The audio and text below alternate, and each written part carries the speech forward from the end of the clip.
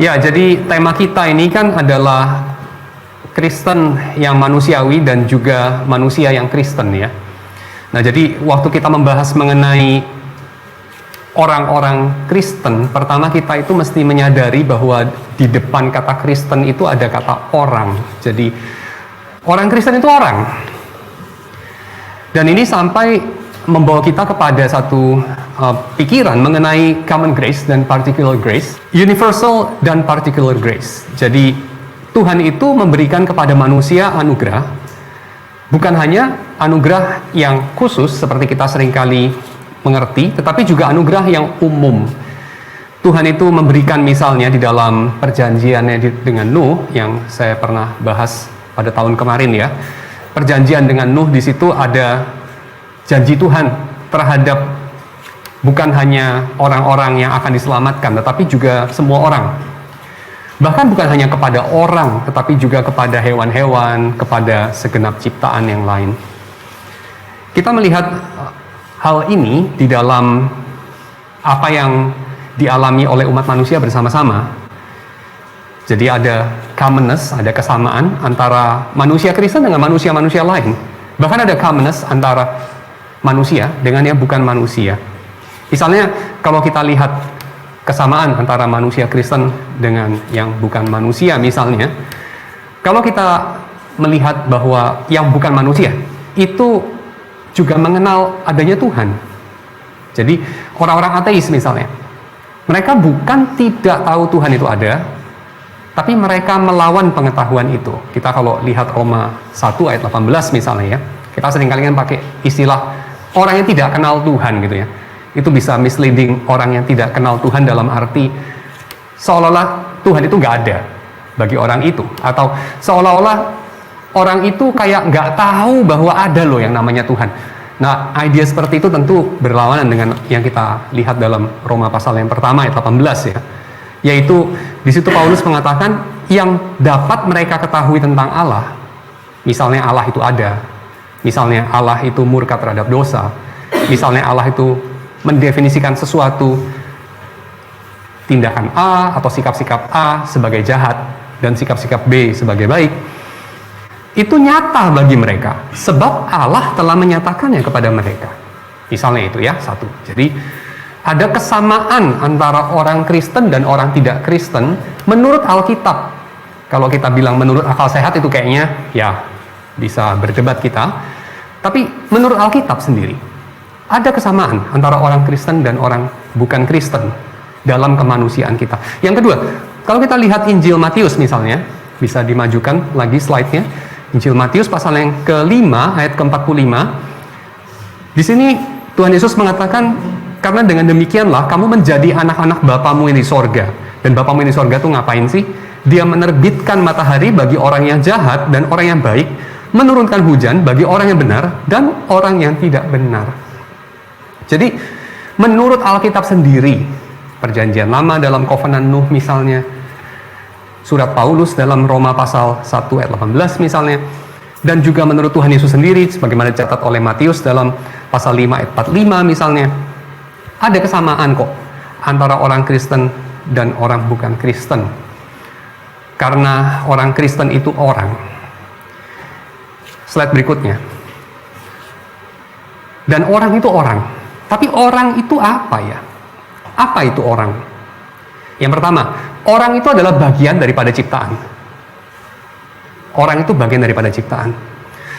Dan ini artinya adalah orang itu bukan sekedar benda, bukan sekedar hidup atau punya anima, punya jiwa, alias bukan sekedar hewan, dan juga bukan malaikat, dan definitely orang itu bukan Tuhan. Jadi orang itu apa? Yang pertama, slide berikutnya, orang itu ciptaan. Apa yang dimaksud dengan orang itu ciptaan? Kita perlu paham dulu apa yang dimaksud dengan ciptaan. Ciptaan itu saya kontraskan dengan ide-ide yang lain ya. Karena istilah ciptaan ini kan tidak dikenal misalnya oleh orang-orang ateis misalnya. Tidak diakui, tidak diterima. Tidak diterima juga oleh orang deis even. Dalam versi yang sama seperti yang Alkitab ungkapkan. atau juga orang-orang panteis. Karena idea ciptaan itu tentu, waktu kita mengatakan segalanya ini adalah ciptaan, manusia adalah ciptaan, berimplikasi yang ada itu bukan terjadi sendiri. Yang kedua, yang ada itu juga bukan sekedar dibikin sama Tuhan dari nggak ada jadi ada dulu banget, lalu sekarang nggak tahu Tuhan ngapain misalnya, dan nggak tahu juga Tuhan ngapain sebelumnya. Dan di situ mengandung asumsi bahwa sebelum Tuhan bikin, menurut versi deisme ini, itu ada waktu juga. Jadi waktu itu tidak tercipta, waktu itu kekal, semacam begitu. Maybe dia koeksis sama Tuhan. Dan ini ide yang asing sama Alkitab. Jadi Alkitab itu misalnya mengatakan dalam Yohanes pasal yang pertama, bahwa di dalam Kristus, di dalam Logos itu, segala sesuatu tercipta dan tidak ada yang tercipta yang tidak melalui Logos itu. Jadi pada mulanya adalah ciptaan. Tapi materialisme mengatakan pada mulanya adalah materi. Semacam begitu. Yang kedua, yang ketiga, bukan emanasi ilahi, bukan skema panteisme ya. Jadi manusia itu bukan bagian pancaran diri Tuhan, sempalan Tuhan atau aliran Tuhan yang somehow ada ketuhanan yang betul-betul itu merupakan bagian daripada substansinya atau esensinya Tuhan dalam diri kita gitu. Itu enggak seperti itu. Ya. Yang terakhir, ciptaan itu adalah ciptaan. Kalau kita sebut ciptaan itu ciptaan, berarti kita mengatakan ciptaan itu karya. Dan kita tahu karya itu karya daripada si A, bukan si A. Misalnya, lukisan daripada Rembrandt, bukan Rembrandt. Lukisan Prodigal Son dari Rembrandt, itu bukan Rembrandt, definitely. Tapi itu karya Rembrandt. Bukan karya dari Leonardo da Vinci, dan juga bukan hasil daripada monyet cemplungin tangan ke cat lalu uwer-uwer di atas kanvas, bukan juga. Itu satu karya dari Rembrandt, bukan Rembrandt sendiri. Ciptaan ini karya Allah, manusia itu karya Allah, bukan Allah, tapi somehow merupakan tindakan atau hasil daripada tindakan Allah, tindakan yang merupakan satu luberan overflow dari kasih Allah, dari diri Allah yang adalah kasih.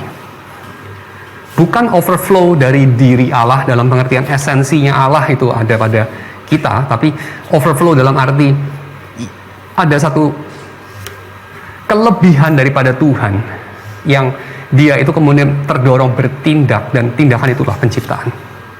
Jadi di sini ruang dan waktu dan makna dan keberadaan semuanya itu adalah hasil dari tindakan itu. Jadi kita tidak boleh mengatakan misalnya seperti Tuhan itu menciptakan itu dulu banget gitu. Seolah-olah hari ini tidak ada relevansi daripada penciptaan, tidak ya. Kalau kita lihat Yohanes pasal 5 ayat 17, Tuhan Yesus mengatakan hari ini juga, pada saat ini Tuhan itu juga sedang bekerja.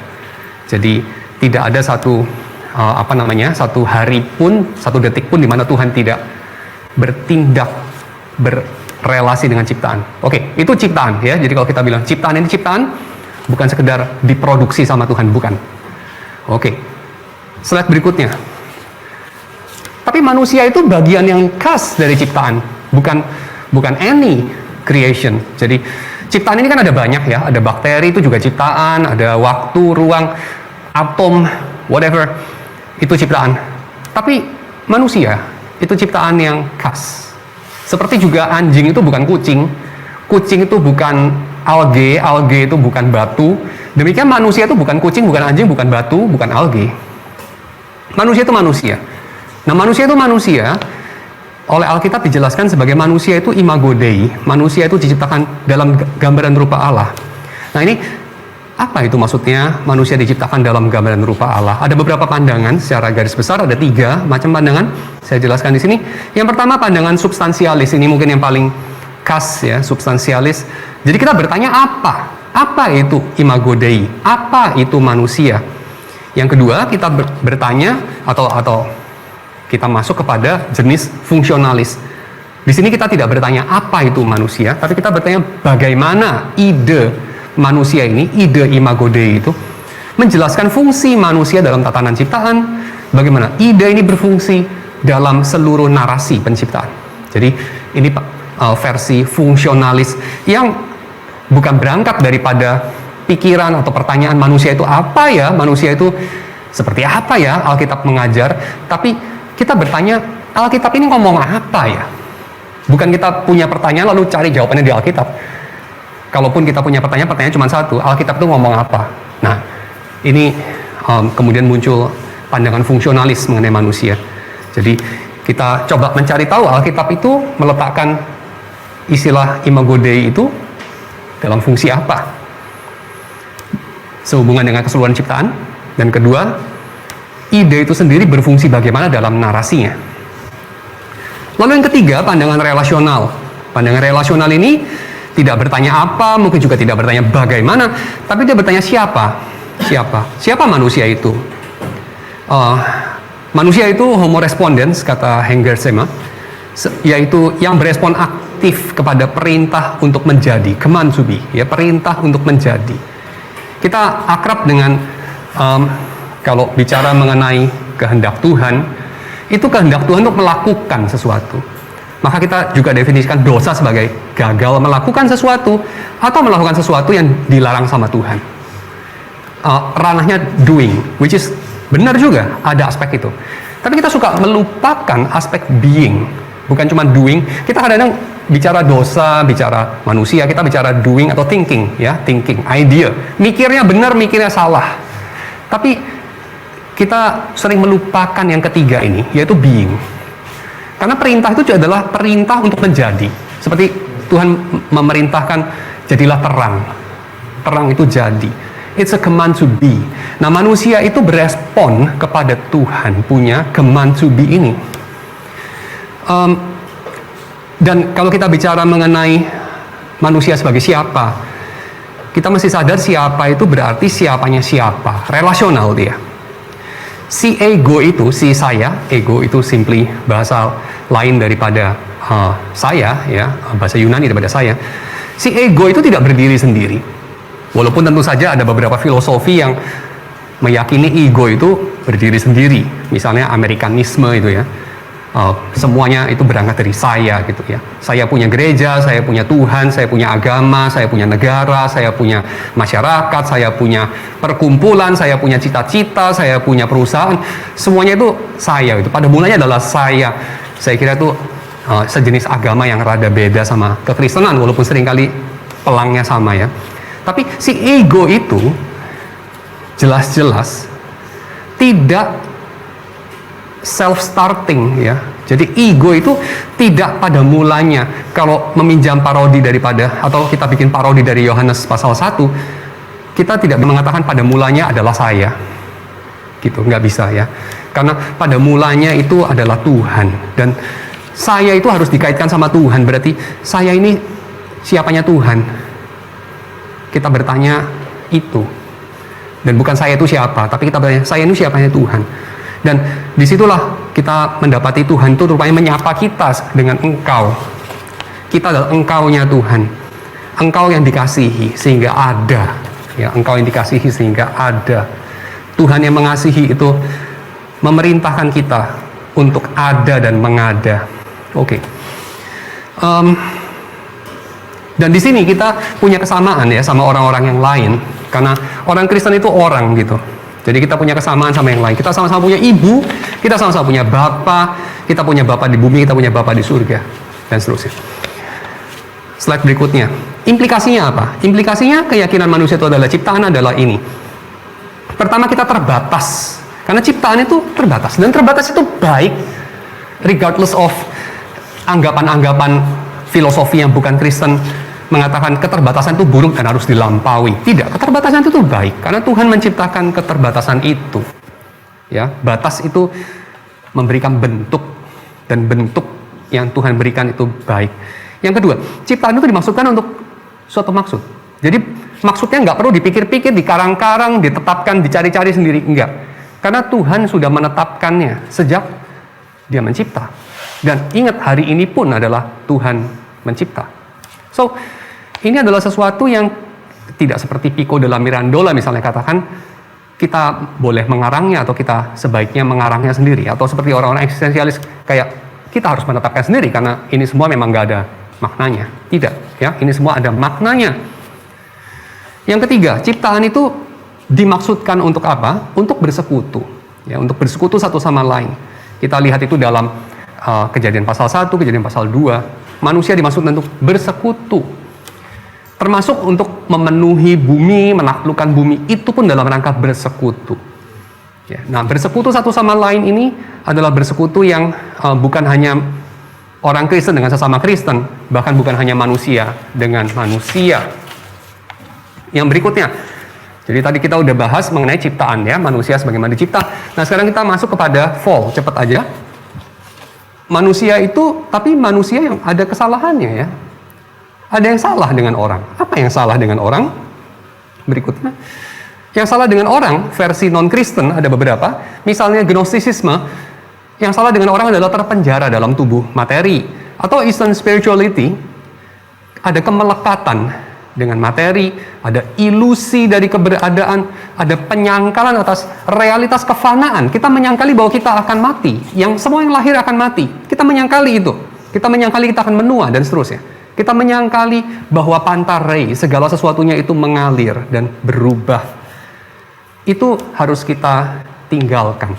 Kita harus merengkuh realitasnya, kebenarannya, bahwa semuanya itu berlalu. Misalnya, begitu ya.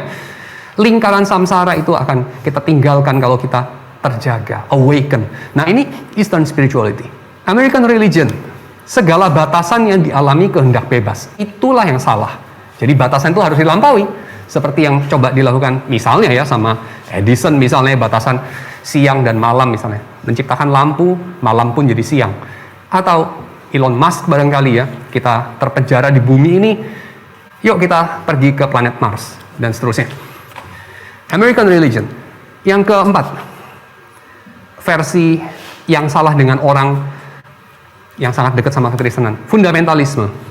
Yang salah dengan orang itu manusia berdosa, tapi dosa di sini diartikan secara sangat sempit, yaitu pelanggaran moral, khususnya kalau tanya lagi, moral urusan purity. Kalau ditanya soal dosa, seringkali dosanya dosa seksual, atau dosa ini yang agak kurang diakui. Ketidakmurnian rasial, atau ketidakmurnian doktrinal, atau ketidakmurnian ideologi politis, dan seterusnya dan seterusnya. Ketidakmurnian. Dan yang lain diabaikan. Fundamentalisme. Yang berikutnya mungkin nihilisme materialis yang mungkin cukup marak di antara anak-anak muda belakangan. Tidak ada yang salah, tidak ada yang benar. Salah benar itu nggak ada, karena segalanya hanya atom-atom yang terorganisir tanpa tujuan apapun, hanya oleh kebetulan. Jadi moralitas, etika itu semua tidak ada, ya. Itu berdasarkan ontologi yang salah. Semacam begitu. Nihilis materialis. Ya, ini versi bukan Kristen semuanya. Versi Kristennya apa ya? Versi Kristennya kira-kira ini. Yang salah dengan orang versi Paulus, misalnya, Roma pasal 3 ayat 9, yaitu kita itu tidak punya kelebihan dengan yang lain. Ya, jadi bukan kita Yahudi atau kita Yunani atau kita Kristen, terus kita ada kelebihan dari yang lain. Enggak ada. Semua orang itu sama. Yaitu semua orang itu tidak ada yang benar. Tidak ada yang berakal budi, tidak ada yang mencari Allah, kata Paulus. Semuanya telah menyeleweng, semuanya tidak berguna. Ini slide-nya boleh ditayangkan. Tidak ada yang berbuat baik, seorang pun tidak. Itu ya, Roma pasal 3 ayat 9. Yang salah dengan dunia ini, kita lihat Roma pasal 8 ayat 18, yaitu kita ditaklukkan dalam kesia-siaan. Ya, kita ditaklukkan dalam kesia-siaan. Oke, itu yang salah dengan dunia ini. Dan kita menghidupi kehidupan yang diwarnai perbudakan. Itu yang salah dengan dunia ini. Oke? Dan kita mengeluh. Dan bukan hanya kita, bukan hanya manusia yang mengeluh, tapi segala makhluk. Dan mereka melihat kepada apa? Kepada anak-anak manusia. Anak-anak Allah. Mereka melihat kepada orang-orang Kristen. Karena mereka mengharapkan kita. Orang-orang dalam dunia ini yang tidak mengenal Tuhan, dan bahkan yang bukan orang, mengharapkan kita untuk mereka dibebaskan. Semacam itu. Yang salah dengan orang versi Katekisme Heidelberg, ya, yaitu kita itu membenci Tuhan dalam natur kita. Slide berikutnya bisa tayangkan lagi. Kita itu membenci Tuhan, ya. Kita itu wataknya itu menjadi buruk karena kejatuhan. Oke. Slide berikutnya, tapi yang salah pada orang itu nggak bikin orang jadi bukan orang. Walaupun yang salah dengan orang, slide berikutnya, itu juga bukan bikin orang jadi orang. Jadi yang salah pada orang tidak bikin orang jadi bukan orang, tapi on the other hand, yang salah dengan orang tidak bikin orang jadi orang juga. Dengan kata lain, kita menolak slogan to err is human. Seolah-olah kalau lu perfect banget, lu malah bukan human. Enggak lah, mesin juga bikin kesalahan kok. Ya, manusia itu tidak didefinisikan sebagai kalau lu jahat, oke, lu masih manusiawi, lu ada jahatnya. Enggak. Karena pada mulanya enggak kayak begitu. Oke, redemption. Slide berikutnya. Itu sebabnya justru kita perlu penebusan. Implied di sini kejatuhan itu yang insidental. Kita tuh tidak harus jatuh, tapi memang secara historis kita jatuh. Dan itu sebabnya kita perlu penebusan. Dan penebusan itu kita lihat di Golgota, kita lihat dalam kematian Kristus. Tapi penebusan tentu juga kita harus lihat sisi sebaliknya, yaitu dalam kuburan yang kosong, karena Yesus sudah bangkit mengalahkan kematian. Ada pengorbanan diri Yesus yang penuh dengan penderitaan, tapi juga ada kemenangan dari Tuhan yang menyatakan kemenangan Allah atas kejahatan. Slide berikutnya, dalam kaitan dengan konsumasi, penebusan ini sesuatu yang mengingatkan kita bahwa akhir daripada manusia itu, atau tujuan akhir daripada manusia, tidak ditentukan oleh kejatuhan. Itu sudah ditentukan dari sejak penciptaan, yaitu manusia itu created to be, meant to be, bersekutu dengan Allah secara sepenuh-penuhnya. Kita meant to be glorified, terlepas dari kejatuhan ataupun tidak kejatuhan.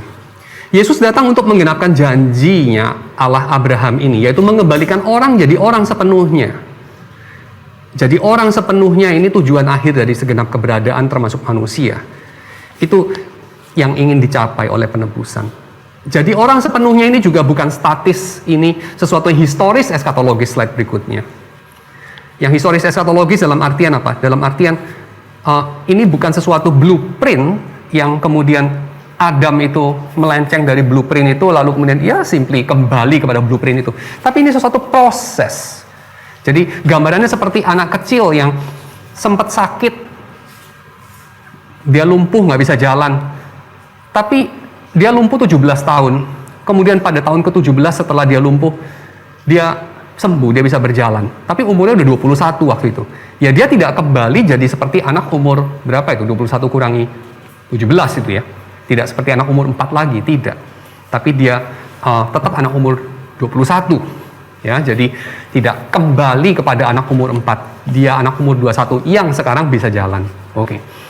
Nah, ini kita kemudian masuk kepada konsumasi ya. Jadi Adam yang sebelum jatuh itu belum mengalami konsumasi karena Tuhan menciptakan segala yang ada sebagai struktur temporal. Ingat, waktu itu baik.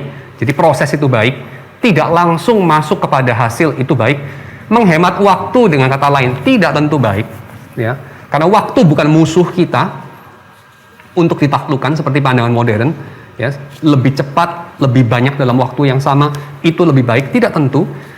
Bayangkan kalau Anda mengembangkan seni untuk seperti membaca cepat, ini mendengarkan musik dengan cepat atau menonton film dengan cepat, jadi semuanya di fast forward gitu ya, seperti yang kadang-kadang saya lakukan dengan video-video YouTube gitu, kasih 2 kali lipat supaya menghemat waktu. Ya boleh juga sih untuk video-video dokumenter, tapi kalau untuk dengerin musik kayaknya kurang oke. Yang slide terakhir, double focus. Double focus dari penebusan adalah mengembalikan kesehatan kemanusiaan, bukan dalam pengertian kayak gak sakit atau apa ya, bukan, tapi keseluruhan ya, secara holistik. Kesehatan kemanusiaan, karena manusia itu sakit. We're sick, you and I, sick. Kesehatan kemanusiaan, dalam arti nanti Pak Billy akan bahas lebih lanjut saya kira. Kita itu diwarnai, manusia itu diwarnai dengan arogansi, kita diwarnai dengan iri hati, kita diwarnai dengan keserakahan, kita diwarnai dengan kelaparan yang tidak habis-habis seperti Yesus katakan, kita diwarnai dengan hawa nafsu, kita diwarnai dengan berbagai hasrat-hasrat yang gelap, yang mematikan kita, yang kita tahu mematikan kita, tapi kita tidak bisa menaklukkannya. Manusia itu sakit, tapi Yesus datang mengembalikan kita yang sakit itu untuk menjadi sembuh. somehow back to Eden, tetapi ada fokus yang kedua, yaitu kita menggenapkan juga takdir Adam, telos daripada Adam, yang mengalami disrupsi oleh kejatuhan, yaitu untuk diubahkan ke dalam keadaan mulia, yang memang dimaksudkan dari sejak semula, yaitu glorifikasi itu, di mana Adam dan Tuhan bisa bersekutu sebagai sahabat,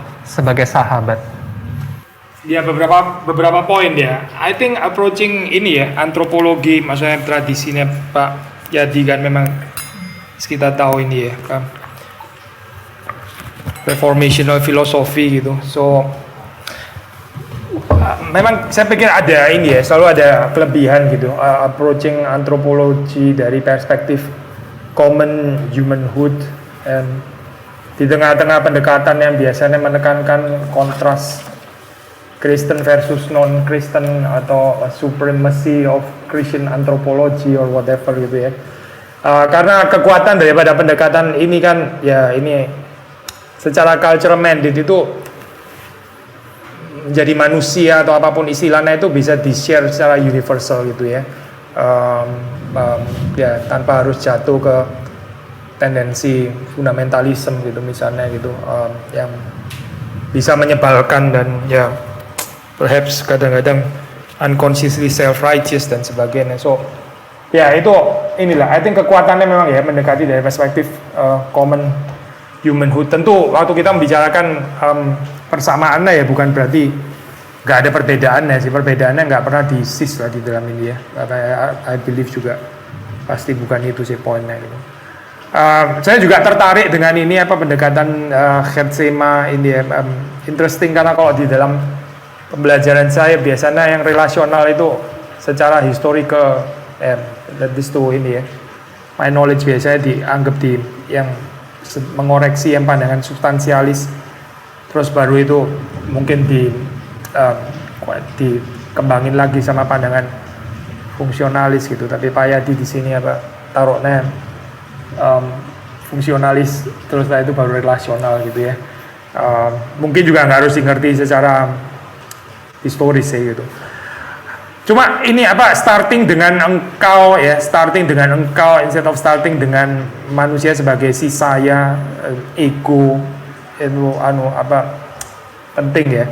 Karena saya pikir kalau kita mengerti diri kita sebagai engkau bukan sebagai saya gitu, berarti kan sayanya ada di tempat yang lain gitu ya. Kita berarti memosisikan diri sebagai yang disapa pertama ya, bukan sebagai yang menyapa, bukan sebagai yang berteriak, tapi yang bukan diteriakin sih, tapi yang diperintahkan gitu ya, yang disapa lah, istilahnya disapa.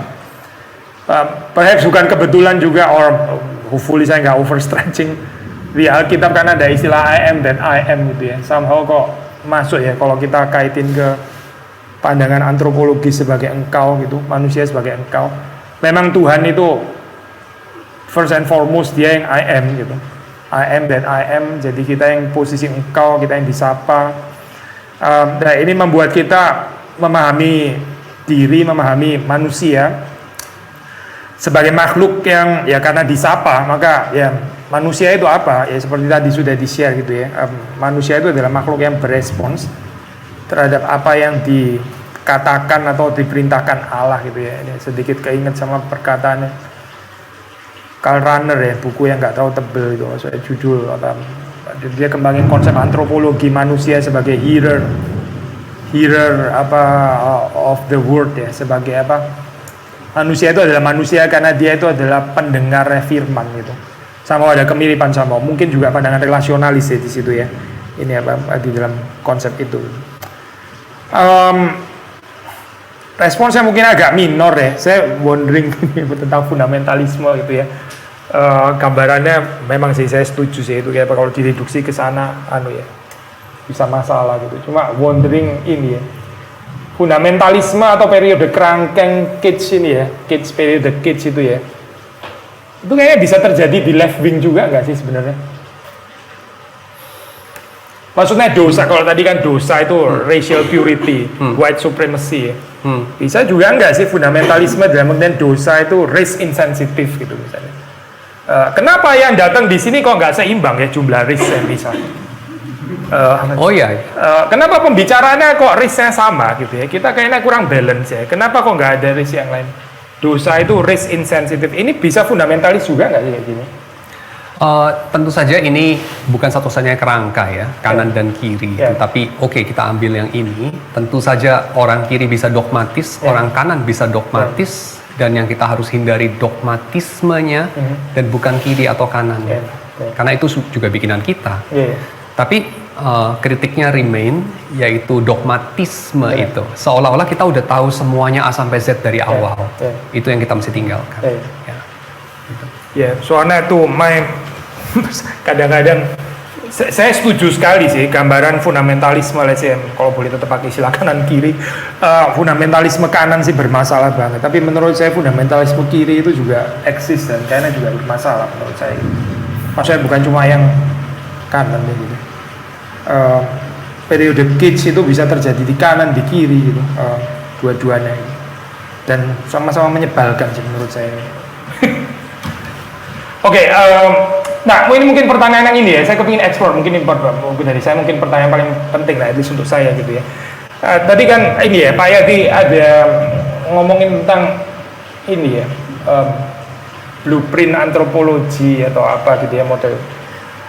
Saya keinget ini ya Pak, ada tuh buku tulisan Nicholas Healy ya, dia tulis tentang salah satu buku eklesiologi yang sangat ini sih ya, sangat viral gitu ya.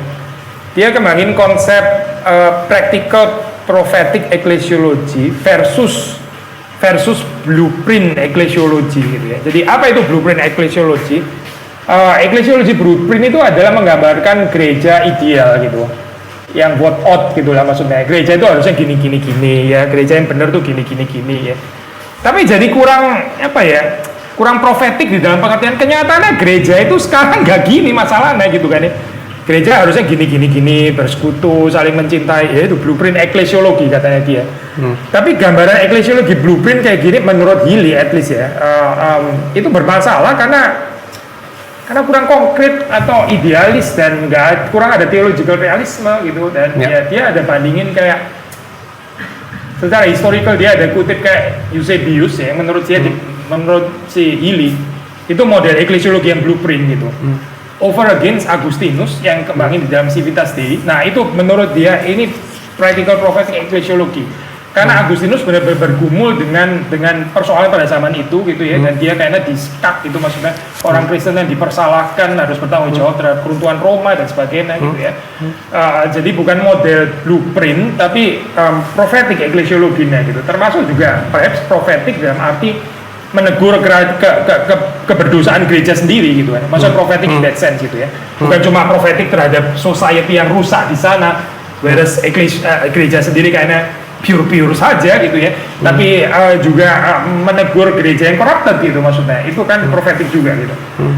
So buat saya pribadi sih, saya barusan selesai tulis ini ya, buku eklesiologi, hopefully sih bulan-bulan ke depan ya harusnya sih bisa terbit.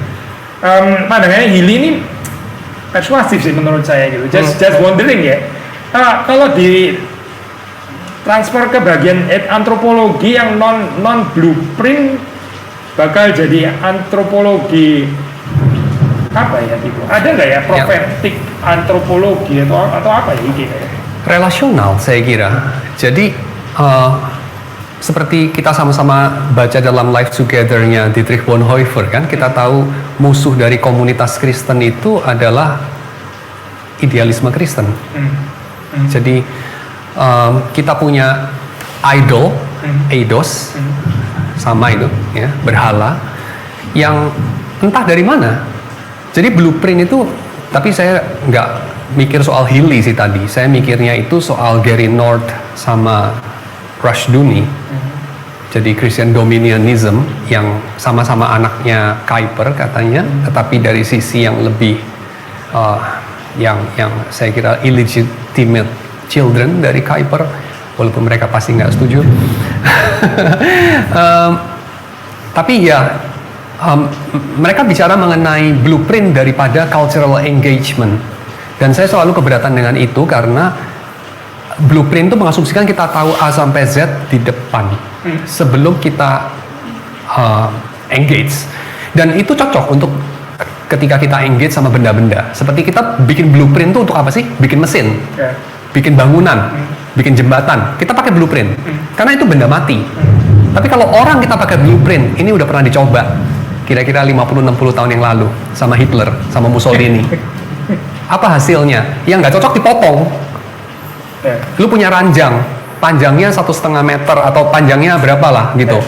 Lu kepanjangan, lu ketinggian, dipotong kaki lu biar cocok sama ranjang. Itu. Nah itu saya kira nggak Kristen sih, walaupun terdengar bagus. Semacam itu mungkin saya pikir. Thank you. Ntar kalau sudah ada tanggapan terhadap sesinya Pak Yadi, sudah bisa catat dulu. Ntar kita taruh di bagian belakang ya, Q&A gitu. So I think sekarang saya lanjutin sama ini ya. Saya punya. Saya juga pakai slide. Gara-gara Pak Yadi pakai slide karena saya juga suka. Kalau nggak kurang manusiawi, salah seperti satu. tradisi yang tadi, jadi saya juga turun.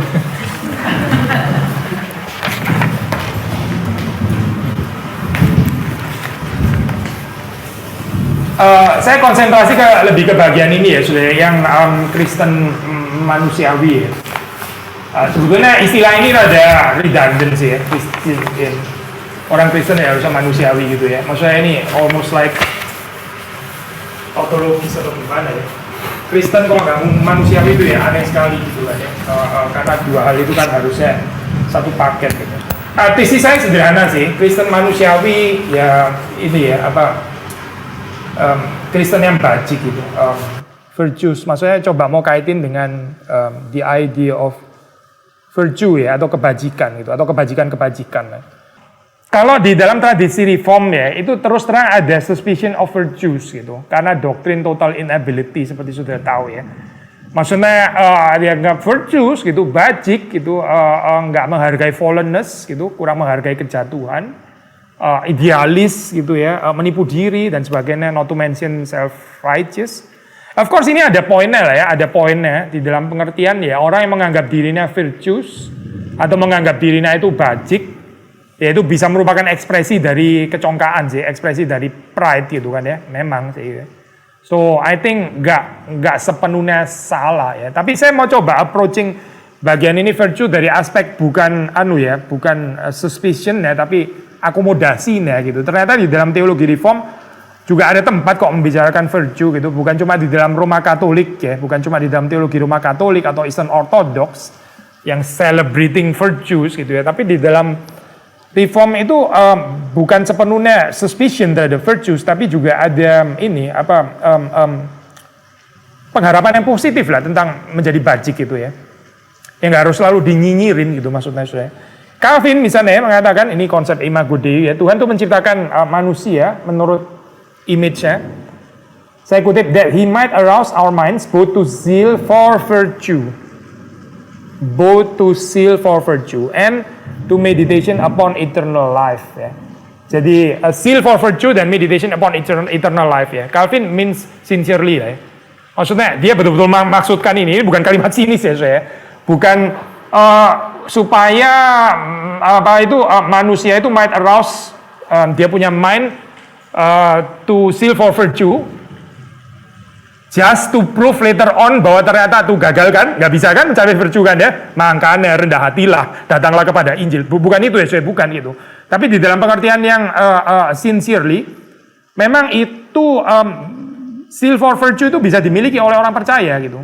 Tentu saja bukan tanpa anugerah Tuhan, tentu saja bukan tanpa Roh Kudus. Seperti meditation upon eternal life kan, Calvin mengajarkan doktrin itu bukan untuk menyatakan bahwa tuh kan, lu nggak bisa kan meditate on future life, bukan itu kan ya. Tapi betul-betul dia sincerely mau supaya orang Kristen itu bisa meditate upon atau on future life gitu. So ini kan sejajar ya, zeal for virtue, meditation upon eternal life. So ada tempat gitu untuk ini gitu di dalam pikirannya Calvin itu. Echoing Calvin's perhaps ya, atau let's say konsep kalau bukan Calvin ya, paling nggak third use of the law lah ya. Ada salah satu reform katekisme yang nggak seterkenal Heidelberg atau Westminster atau Second Helvetic ya. Mengutip seperti ini, saya kutip seperti ini saya. In the law is delivered to us the patterns of virtues and vices, so that its reading is not to be banished from the church. Jadi pemberitaan Taurat itu ya, mesti terus diberitakan gitu ya. Itu karena di dalamnya itu kita bisa menemukan pola-pola kebajikan ya. Dan juga tentu saja kejahatan gitu, vices, patterns of virtues and vices ya. Sehingga the reading of the law, bukan cuma reading of the gospel ya, tapi reading of the law ya, pembacaan Taurat itu jangan dibuang daripada gereja. Dan itu bukan hanya di dalam pengertian Lutheran supaya atau Pauline membawa orang untuk mengerti bahwa dia berdosa dan karena itu dia perlu Injil gitu, maksudnya di dalam pengertian theological use, tapi di dalam pengertian third use of the law untuk orang-orang yang lahir baru gitu. Supaya orang itu tertarik gitu dengan virtues gitu ya. So ini tradisi reform ya, karena ini reform catechism, ternyata ada kalimat-kalimat seperti ini gitu. So saya pinjem outline-nya ya, ini outline-nya Katolik gitu ya. Karena di dalam sebetulnya bukan Katolik itu, belum ada reformasi sih waktu itu ya. Medieval kan belum ada reformasi memang ya. Ya teologi Barat lah ya, teologi Latin gitu ya. Belum ada Katolik dan Protestan gitu, apalagi Lutheran dan Reform. Di medieval teologi kan Pak Yadi sudah pernah bahas itu ya, ada 7 deadly sins kan ya, 7 dosa maut ya, itu lawan katanya itu adalah 7 heavenly virtues gitu, lawan katanya. So saya mau pakai outline ini ya, apa sih menjadi manusiawi ya, atau pertanyaan negatif dulu lah, yang nggak manusiawi itu apa sih? Yang nggak manusiawi itu yang 7 deadly sins itu gitu. Itu membuat orang nggak manusiawi. Gitu. Lawan kata yang menjadi manusiawi ya, yang 7 heavenly virtues gitu. Again, ini nggak bisa dipisahkan dari pekerjaan Roh Kudus, bukan tanpa anugerah Tuhan itu ya. Ada tanggung jawab kita juga. So kita mau agak cepat aja ya bagian ini. Chastity yang pertama ya. Chastity itu dengan range of meanings, biasanya dikaitkan juga dengan purity, abstinence ya. Purity, abstinence, kebertarakan, dan ini versus kontra lust ya, atau hawa nafsu ya. 7 deadly sins ya, yang pertama ya. Menarik, jadi waktu Luther bicara tentang chastity, dia membicarakan ini, istilah yang dia pakai itu temperance ya. Dia kata di konteks ini berkaitan dengan chastity ya. Temperance itu bagi Luther itu merangkul baik chastity ya, kemurnian, dan juga moderasi gitu. Konsepnya Luther tentang pernikahan ya itu sangat didominasi oleh konsep moderasi gitu. Moderasi ya, jangan eksesif gitu maksudnya. Moderasi itu kan berarti jalan tengah ya. Over against konsep yang satu adalah yang gak berani menikah gitu ya, dikritik of course oleh Luther. Sisi yang lain juga pasti eksesif ini ya, excessive lust gitu. Kita nggak bisa mengharapkan ini sih di dalam teologinya Luther itu berkembang, develop sudah matang sekali, karena ini kan baru di dalam zaman reformasi ya, very early stage gitu ya. Kadang-kadang kalau kita mau expecting theology of marriage yang advance yang menjawab, apalagi menjawab problema abad 21 ya, kayaknya kita bisa kecewa ya kalau baca Luther. Tapi jangan lupa ya, konsep-konsep yang buat kita taken for granted di dalam theology of marriage itu sangat berhutang dari konsepnya Luther gitu. However itu sederhana konsepnya. Dan menurut kita mungkin rada kategori common sense gitu kali ya. Tapi pada zaman medieval itu ternyata bukan common sense gitu. Ya kita nggak sedang bicara itulah anyway.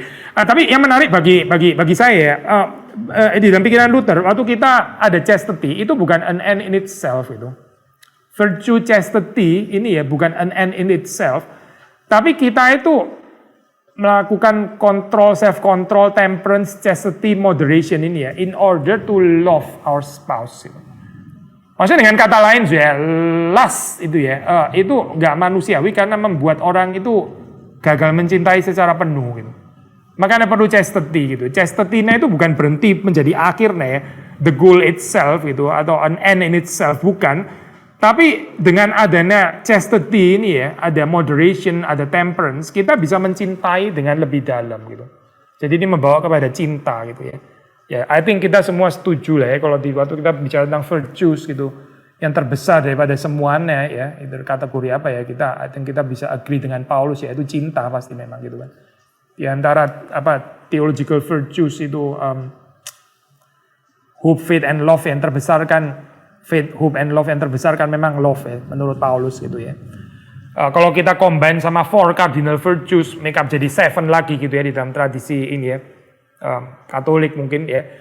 Still di antara 7 yang terbesar bagaimanapun tetap love gitu ya. Kalau kita kaitin dengan 7 virtues, memang di dalam Seven Virtues ini kita nggak khusus bicara tentang love specifically gitu ya. Tapi love memayungi semuanya still benar juga gitu. Karena love itu indeed the greatest virtue lah kita bisa bilang ya. Bukan kebetulan waktu Paulus memulai dengan ini ya daftar aspek dari buah roh yang 9 itu yang pertamanya juga love gitu kan ya. I think in full agreement di dalam hal ini gitu.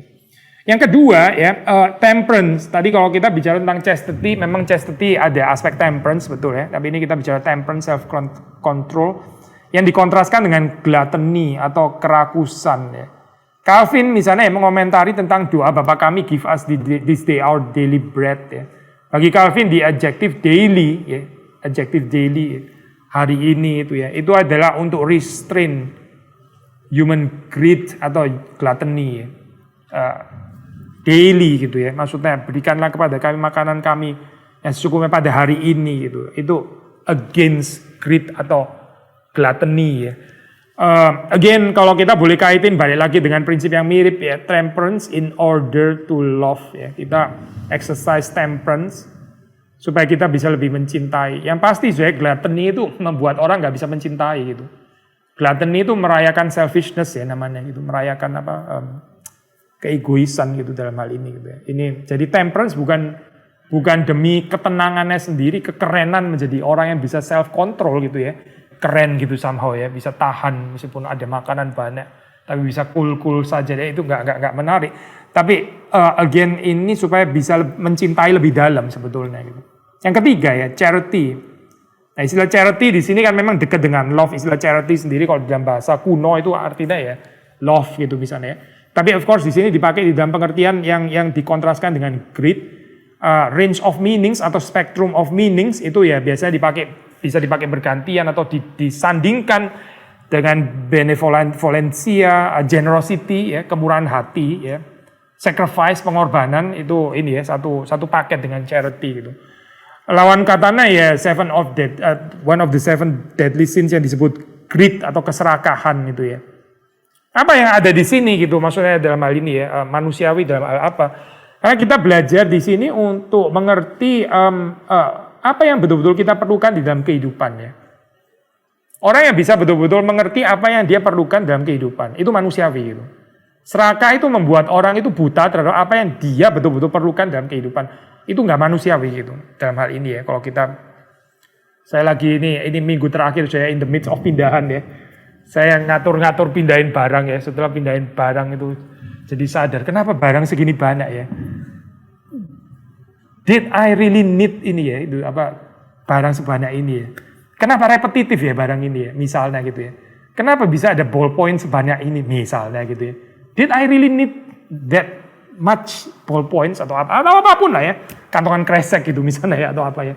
Perlu nggak ya nyimpan segini banyak ini? Apa perlunya ya sebetulnya gitu? Kenapa sikat saya ada 7 misalnya gitu ya?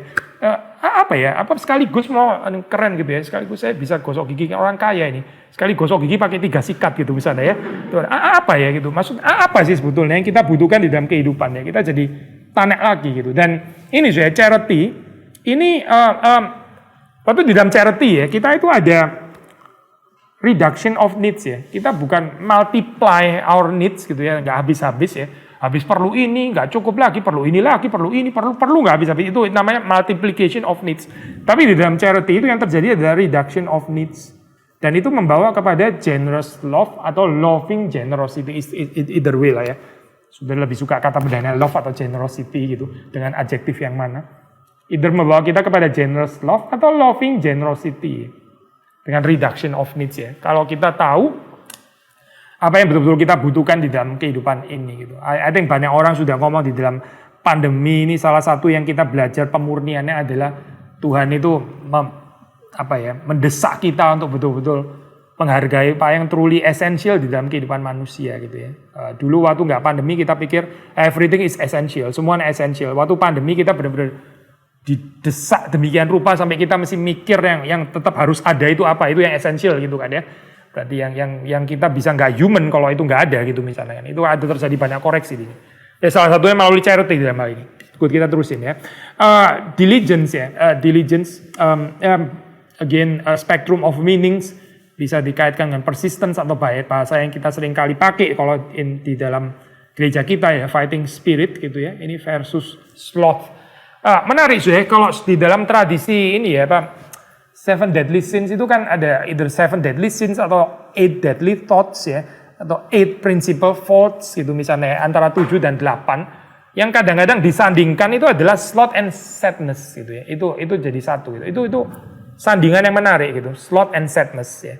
Atau sudah pernah pikirin ya, kenapa ya sloth kok bisa digandeng sama sadness gitu ya? Sloth itu di dalam pikiran orang medieval itu ini itu termasuk juga discouragement ya, orang yang sedih sampai nggak mau ngapa-ngapain. Orang yang joyful, lawan katanya sadness, itu adalah orang yang diligent gitu. Kenapa diligent? Karena dia ada joy gitu. Orang yang joyful, dia bekerjanya itu bukan sebagai mesin lah ya. Ini bukan fighting spirit di dalam pengertian yang etos kerja orang timur yang nggak bisa berhenti, lembur pun oke, tidur adalah necessary evil dan sebagainya. Bukan itu ya, saya bukan. Ini not that kind of diligence lah, of course bukan gitu. Tapi di dalam pengertian joy yang tidak terbendung sehingga membuat orang itu akhirnya kepingin melakukan sesuatu gitu. So to be human ya, to be joyful, diligence saya itu meluap daripada joy yang overflowing itu tadi gitu. Dan bukan kebetulan juga kalau sudah baca, saya di sini tertarik dengan Matius 25 ayat 23 ya. Itu kan masuklah di dalam kebahagiaan Tuhanmu, enter into the joy of your master ya. Ada kata joy di sana ya. Eschatological pasti memang gitu ya. Dan saudara membaca dalam bagian itu, kita nggak ada waktu untuk bahas terlalu panjang, tapi kan itu disebut sebagai good and faithful servant ya. Good and faithful servant ya. Faithful di dalam pengertian ya setia, diligent ya. Dan lawan katanya itu kan wicked and malas gitu ya, slothful servant gitu, sloth ya, sloth yang muncul di situ gitu, sloth wicked gitu ya. Lalu terus kemudian lawan katanya ya good and faithful. So apa ini ya? Good itu apa ya? Kalau kita baca di dalam Mazmur 25 ya itu adalah orang yang tahu, sadar ya, amazed bahwa dia itu entrusted by God. Wicked ya sebaliknya itu suspicious of God's goodness. Dia nggak merasa dipercaya, tapi merasa diperbudak oleh tuannya yang dia anggap kejam gitu ya, yang menurut dia egois, dan itu yang membuat dia malas actually kan ya, kejahatan pikirannya itu yang akhirnya nggak membawa kepada sukacita tentu saja gitu, itu yang membuat dia itu malas akhirnya gitu ya. Kalau saudara misalnya kerja di saudara kerja di company yang saudara rasa saudara cuma di made use di sana, ya pasti nggak akan rajin lah ya, betul nggak sih? Karena saudara nggak merasa dipercaya, saudara merasa diperalat, diinstrumentalisasi, ya itu memang bikin slot sadness dan nggak ada joy. So to be joyful ya, membawa kepada diligent, itu pembebasan bagaimana kita menjadi makin manusiawi. Beberapa poin lagi saya, ternyata panjang ya. Kindness ya, dengan range of meaning, compassion against envy, iri hati ya. Kalau di Yeremia 24 ayat 2, 3, 5 silakan baca sendiri ya. Itu bisa dipakai secara sinonimus juga dengan compassion ya di sini, di dalam ayat-ayat itu. Kindness itu ya dengan compassion ya, itu bisa sinonimus. Meskipun demikian ya, kindness itu nggak harus necessarily presuppose failure. Kalau compassion sih memang ya sudah, compassion itu kan biasanya kan orang yang sedih, susah, suffer, terus kita compassionate gitu kan ya. Berarti ini kan presuppose certain failure kan memang ya, atau fallenness atau suffering atau apa gitu ya. And yet kalau kita bicara kindness itu nggak harus selalu presuppose failure. Kita bisa kindness terhadap orang-orang yang successful loh. Dan disitulah ini ujiannya ya. Kalau kita bisa kindness terhadap orang yang successful, ya, itu liberates us dari envy gitu. Saudara, kalau saudara cuma bisa kind terhadap orang yang jatuh, ya mungkin itu belum teruji apakah kita betul-betul sudah bebas dari envy. Tapi kalau saudara orang successful, berhasil ya, nilainya lebih baik dari saudara misalnya gitu ya, tapi saudara bisa tetap kind dengan dia. Nah itu saudara kayaknya memang bebas dari envy sih, betul gitu, di dalam hal ini gitu. Bebas daripada iri hati gitu ya.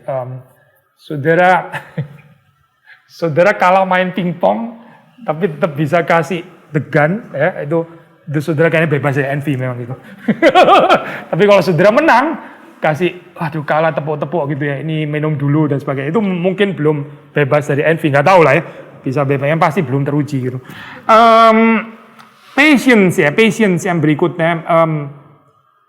Patience ini range of meanings, peace, mercy ya, versus wrath atau ini ya, carnal sinful wrath pasti itu. kemarahan yang yang kedagingan ya.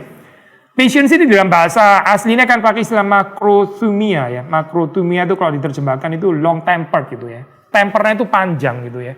Gak gampang provoke ya, gak gampang provoke. Patience di dalam terjemahan Inggris kuno kan pakai istilah long suffering ya. Itu mengekspresikan makrothumia di dalam bahasa aslinya ya, di dalam bahasa Yunani gitu. Orang yang gak gampang berespon secara negatif terhadap tekanan kehidupan itu, ya itu manusiawi gitu. Tapi kalau kita sedikit-sedikit meledak ya, seperti sumbunya pendek gitu, ya itu nggak manusiawi gitu ya. Sedikit-sedikit tersinggung, sedikit-sedikit provoke, sedikit-sedikit defensif, sedikit-sedikit argumentatif gitu misalnya ya. Ya itu non manusiawi gitu dalam hal ini ya gitu. Terakhir humility ya, ini versus pride, dan again range of meaning-nya adalah di dalam ini kata modesty, reverence ya. Modesty ini kan kesederhanaan ya. Reverence itu reverence penghormatan ya. Orang yang humble itu menghormati ya. Pertama tentu menghormati Tuhan gitu ya. Itu humble, dia ada reverence kepada Tuhan, tapi juga reverence terhadap others ya. Itu adalah humble gitu. Orang yang nggak bisa menghargai, menghormati ya, ada certain ya termasuk kekaguman lah terhadap orang lain, itu ya itu pride gitu dalam hal ini ya. Itu bukan kerendahan hati, dan itu nggak manusiawi gitu, menghancurkan kemanusiaan. Nah kalau kita baca di dalam Matius 11 ayat 29 ya, Yesus kan ini ya mengaitkan humility, gentleness ya, rendah hati ya, lemah lembut, rendah hati dengan rest ya, rest gitu. I will give you rest gitu kan. Aku akan memberikan kepadamu istirahat, kelegaan ya. So, saudara perhatikan di sini ya, humility, gentleness, rest ya. Ada kaitan antara humble, kerendahan hati, dan restfulness. Sebaliknya pride itu bikin restless gitu. Pride itu restlessness. Orang yang pride ya, itu selalu gelisah di dalam kehidupannya ya. Karena dia merasa hidupnya itu harus menerus menang, harus always in competition gitu, dan dia nggak bisa bear bahwa orang lain itu lebih daripada dirinya sendiri. Dia bahkan mengencourage dirinya dengan cara menakut-nakuti, membuat horor bahwa orang lain lebih baik daripada dia, supaya bisa challenge dia lebih maju. Ini konsepnya aneh sekali gitu kan ya. Saudara, kalau saudara punya anak, saudara mau mendorong anak saudara supaya lebih maju. Tuh loh, anak tetangga nilainya segini, masa lu cuma segitu gitu misalnya kan ya. Itu namanya mengencourage gitu. itu bukan mengencourage ya. Itu membuat orang jadi gak manusiawi ya. Dia pikir dengan cara seperti itu bisa lebih bikin orang maju gitu ya. Lebih ada kemajuan, fighting spirit dan sebagainya. Bukan sih, itu namanya memupuk pride gitu. Bikin orang jadi restless. So itu inhuman lah sebetulnya gitu. Itu nggak manusiawi. Sebaliknya humility itu satu paket dengan restfulness ya, dengan true rest, dengan istirahat kelegaan yang sesungguhnya gitu. Dan terakhir juga humility kita bisa mengerti di dalam pengertian teachableness ya. Humble and teachable gitu. Teachable. Mau diajar ya, bukan cuma oleh Tuhan, oleh firman Tuhan, tapi juga oleh orang lain, belajar firman Tuhan melalui orang lain juga gitu ya. Dimanapun Tuhan ini menempatkan kita gitu ya. Ada orang yang ini ya suka mengajar gitu ya, suka menasehati, tapi dia nggak bisa dinasehati, dia nggak bisa terima masukan, tapi suka kasih masukan ya. Itu sin of pride, dan itu nggak manusiawi gitu. Yang manusiawi itu adalah yang ada humility ya, dan humility itu ya teachable. Menjadi manusia itu teachable itu manusiawi gitu. Waktu kita kehilangan teachableness, kita jadi nggak manusiawi lagi gitu. Ya ini beberapa ini lah ngambil dari tradisi again medieval ya, 7 deadly sins yang dibalik jadi 7 virtues atau 7 heavenly virtues. Kita bisa a lot of things to ini ya, explore dari bagian ini. Apa artinya menjadi manusia ini. Ya, saya sampai di sini aja. Oke, sekarang giliran saya menanggapi. Istilah nanggap itu kalau bahasa Jawa itu nanggap tanda pedes. Nanggap. Nanggap wayang. Saya ditanggap sekarang sama. Nah, yang dibahas Pak Billy ini kan dari tradisi medieval ya, seperti yang tadi Pak Billy udah jelasin. Belum ada Katolik, belum ada Protestan. Dan kalau kita bertanya starting point-nya itu yang mana ya kalau kita bicara mengenai siapa itu manusia, asumsinya, jadi working theological anthropology-nya itu apa, dari ketiga versi itu kira-kira ya pasti yang esensialisme lah ya. I see, oh interesting. Pasti ya. Nah, terus saya mau follow up. Kalau kita berangkat bukan dari esensialisme, tapi dari relasionalisme, kira-kira kita bisa menyegarkan Seven Heavenly Virtues ini dengan cara apa? Sekaligus kita launching kritik terhadap Seven Heavenly Virtues ini.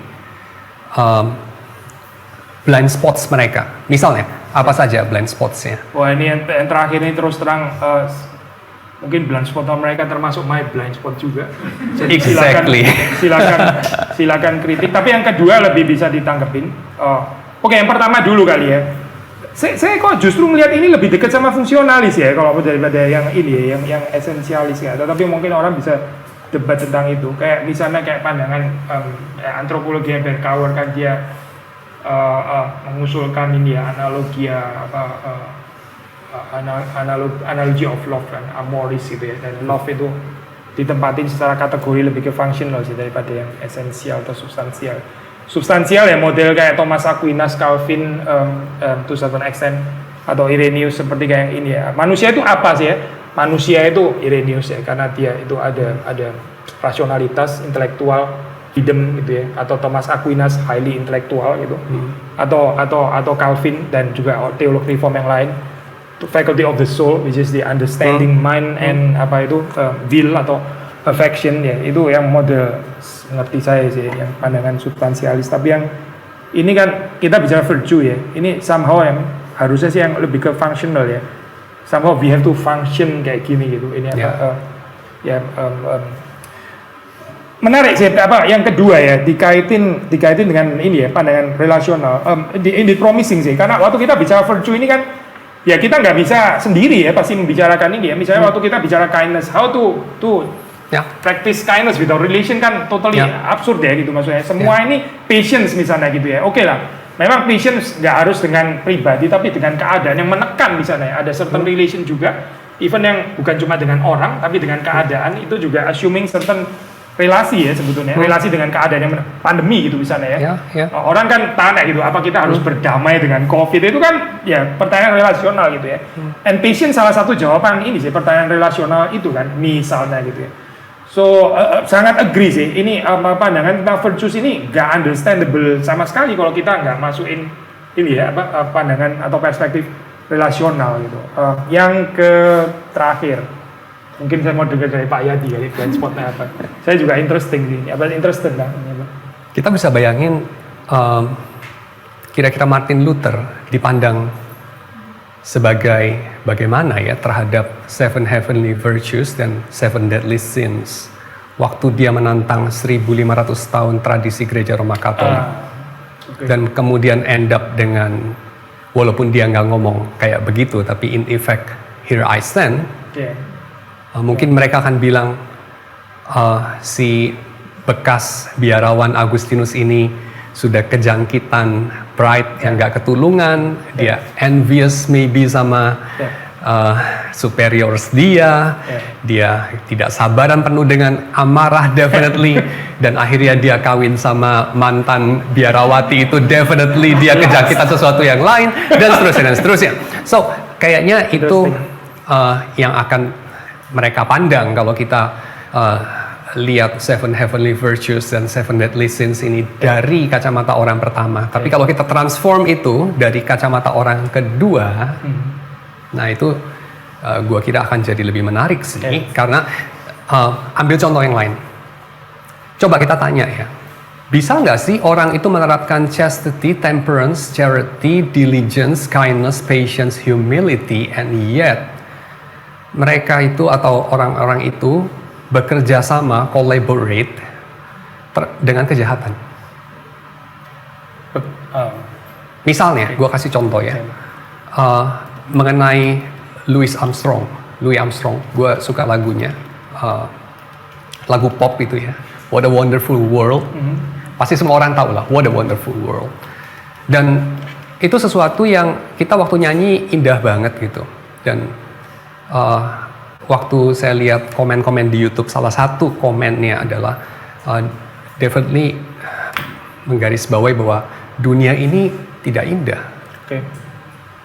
Begitu.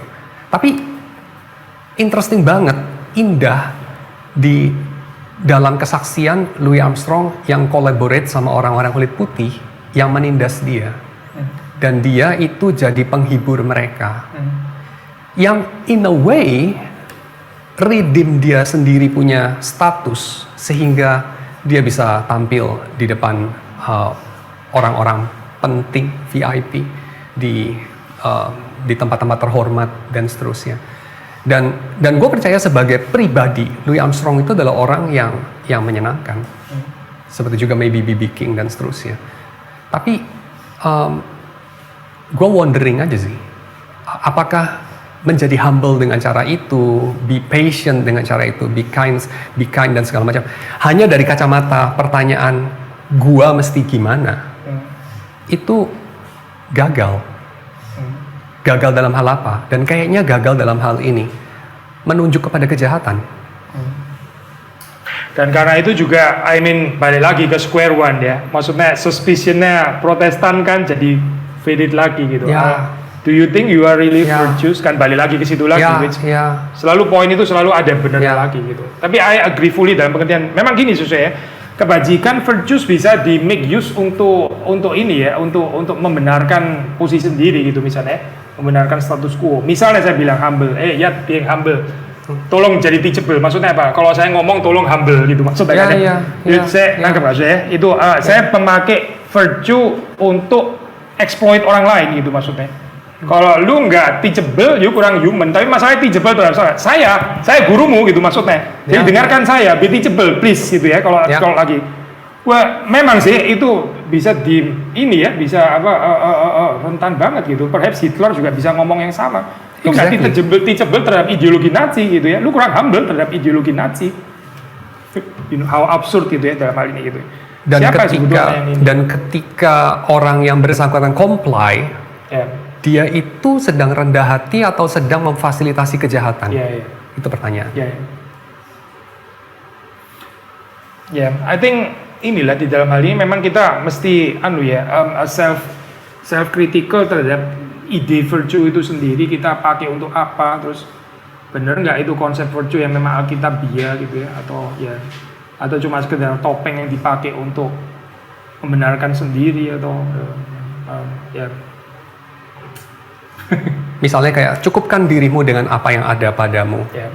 Ya definitely itu sangat menguntungkan orang yang ingin memangkas biaya produksi supaya dia bisa dapat keuntungan berlipat-lipat. Misalnya seperti kalau kita tahu iPhone diproduksi sama Apple ya. Apple itu sekarang punya valuasi nilai 3 triliun dolar loh. 3 triliun dolar. Mungkin baru pertama kali ada perusahaan punya nilai sebesar itu. Dan kita tahu mereka menekan orang-orang yang produksi barangnya di Cina itu berapa keras mereka menekan orang-orang itu. Dan kemudian kita bisa ngomong apa ke para pekerja di Cina sana, para pekerja di pabrik iPhone. Cukupkan dirimu dengan apa yang ada padamu. Lu jangan greedy, lu mesti rendah hati dan seterusnya. Which is mereka bisa lakukan itu. Mereka juga mungkin ada yang Kristen, mereka berdoa juga dan seterusnya. Well, good for them. Tapi apa yang terjadi kalau kita transform itu dengan kacamata orang kedua? Gue propose ini sebagai pertanyaan. Ya, memang ini sih, always ada dangers ya. Kalau kita pakai firman Tuhan di address untuk orang, tapi saya sendiri somehow excluded atau kebal terhadap hukum Tuhan gitu ya, itu always bermasalah. And I think yang kamu bilang juga, Pak Yadi bilang tentang penghayatan komunal, penghayatan persekutuan, juga bisa serve as correction sih gitu ya. Bukan cuma di address untuk situ atau kelompok ini atau apa, tapi ya kita menghayati ini komunal. Jangan greedy itu untuk kita semua gitu maksudnya. Not just for you, tapi saya excluded, atau juga bukan not just for me, tapi kamu yang instrumentalize saya gitu misalnya ya. Tapi kita menghidupinya secara ya komunal gitu. Ya. Dan gereja harusnya ini siapa yang Dan pertama. exactly itu kan ya yang terjadi di dalam perjanjian lama. Setidaknya seperti yang Tuhan perintahkan. Nggak tahu mereka lakukan apa enggak. Tapi yang Tuhan perintahkan kan itu, misalnya kayak tahun Jubili dan seterusnya.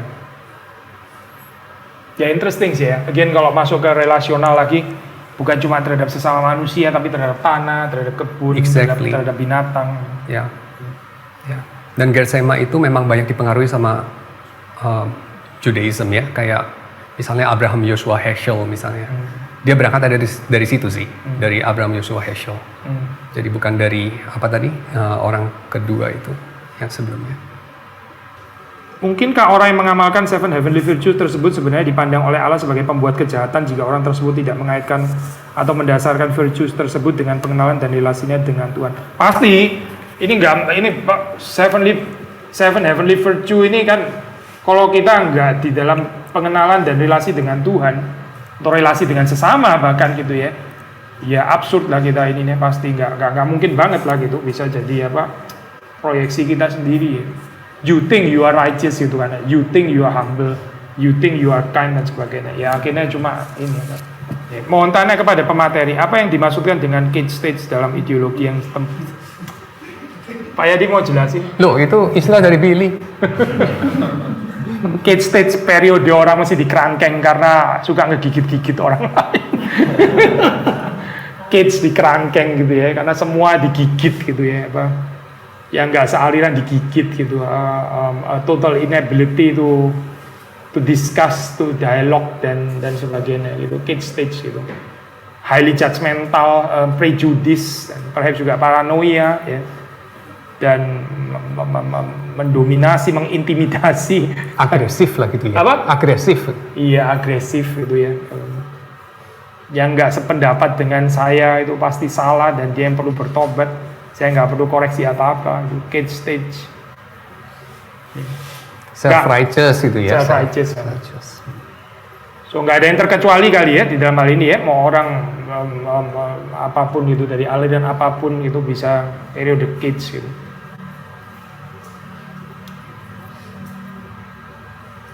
Ya, Bu, silakan.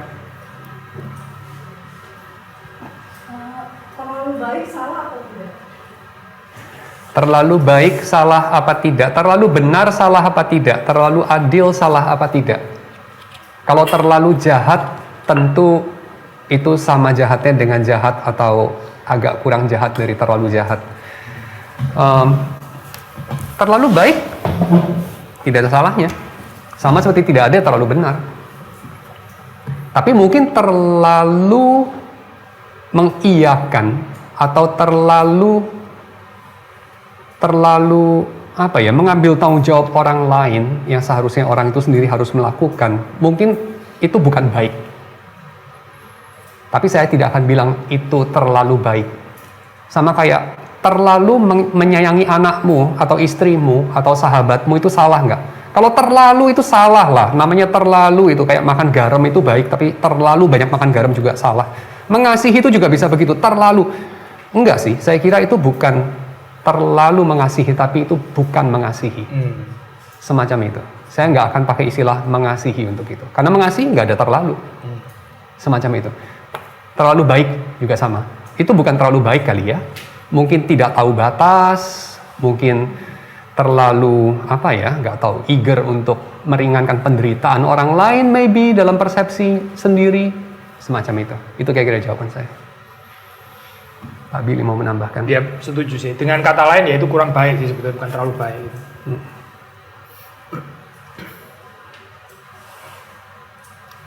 Mungkin contoh konkretnya, anak kita nggak bisa kerjain PR, terus kita ngisiin jawaban itu bukan terlalu baik, itu tidak baik. Iya.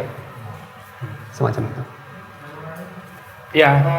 Pak, saya mau merespon tadi waktu Pak Yadi mengomentari Pak Billy mengenai bagaimana kalau yang seven virtues dan seven ethics itu diaplikasikan pada saat Luther protes pada gereja Katolik. Maksud saya,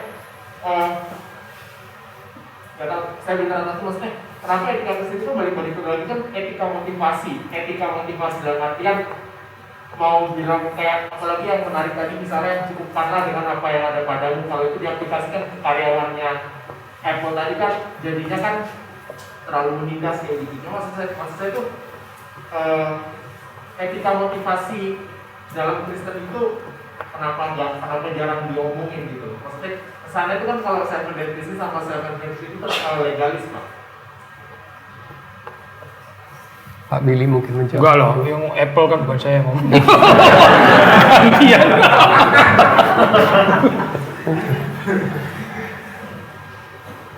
Iya, jadi pertanyaannya apa tadi?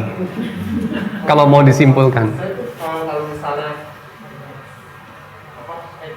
etika motivasi maksudnya karena saya berpikir kan kayak misalnya kan kebanyakan pada saat di sisi hidup itu kan banyak yang tanya sama Yesus kan, Pak ini boleh, maksudnya ini boleh, itu boleh, jadinya tuh aturan itu jadi kayak semacam ya legalis lah. Ya maksudnya kenapa tadi pertanyaannya kayak kenapa kok ini kalau dibicarakan kayak contoh Luther itu kan sebetulnya menurut ini saudara siapa?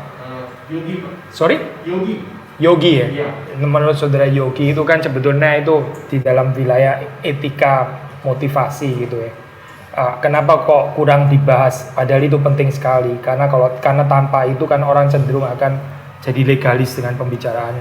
Problem dengan motivasi adalah kita bahkan tidak tahu motivasi diri kita sendiri apa. Jadi apalagi orang lain. Maka ketika kita mencoba menerapkan so-called etika motivasi, saya kira paling banter kita hanya bisa terapkan pada diri sendiri. Karena kita sok tahu saya kira waktu kita mengatakan motivasimu kurang murni, lu tahu dari mana?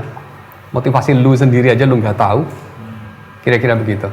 So, ya tapi kurang lebih yang saya akan komentari mengenai Luther tadi ya. Ya, nggak tahu. Kira-kira kalau mau di follow up lagi, kira-kira kalau mau ditransformasi pakai etika motivasi, itu apa pertanyaannya? Ya berarti kan tidak bisa. Misalnya kalau kita memakai etika motivasi sebagai tolak ukurnya, berarti si seven deadly itu tidak maksudnya nggak bisa dilempar kayak misalnya Luther ada yang pride dan sebagainya itu kan bisa dinetralisir dengan etika. Kalau maksudnya kalau berdasarkan etika motivasinya kan dia kan tidak jahat dalam tanda kutip kalau memang pakai jahat sama. Oke, nanti. Intinya maksud saya lebih ke. Saya bisa tanggepin juga mungkin Ya, ini pasti, ya. pasti. Gini, oke lah, kita sih pasti nggak ini ya, nggak sensitif dengan sumbangsi daripada cabang etika. By the way, kayak misalnya kayak ini ya apa,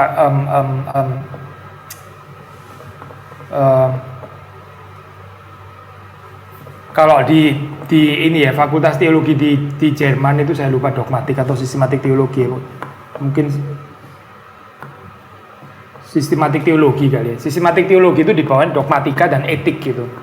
Jadi etik itu termasuk sistematik teologi atau saya kebalik ya, atasnya dogmatika atau sistematik teologi ya, atau Kayaknya etika itu yang positif teologi Apa? itu kan.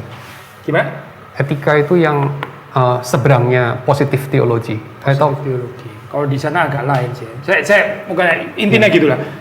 Kalau nggak salah sih ya. Etika itu konstruktif. Dogmatik sama etik. Maksudnya gini. Iya. Intinya itu adalah kita sih nggak trying to exclude etika pasti gitu ya. Itu sumbangsi yang penting kita humbly mau dengerin juga gitu ya. Cuma gini, despite kita nggak operate dengan let's say jargon-jargon etika gitu ya, dengan technical term etika. Tapi bukan berarti kita nggak membicarakan motivasi kan gitu kan. Aku kayak poin ini ya.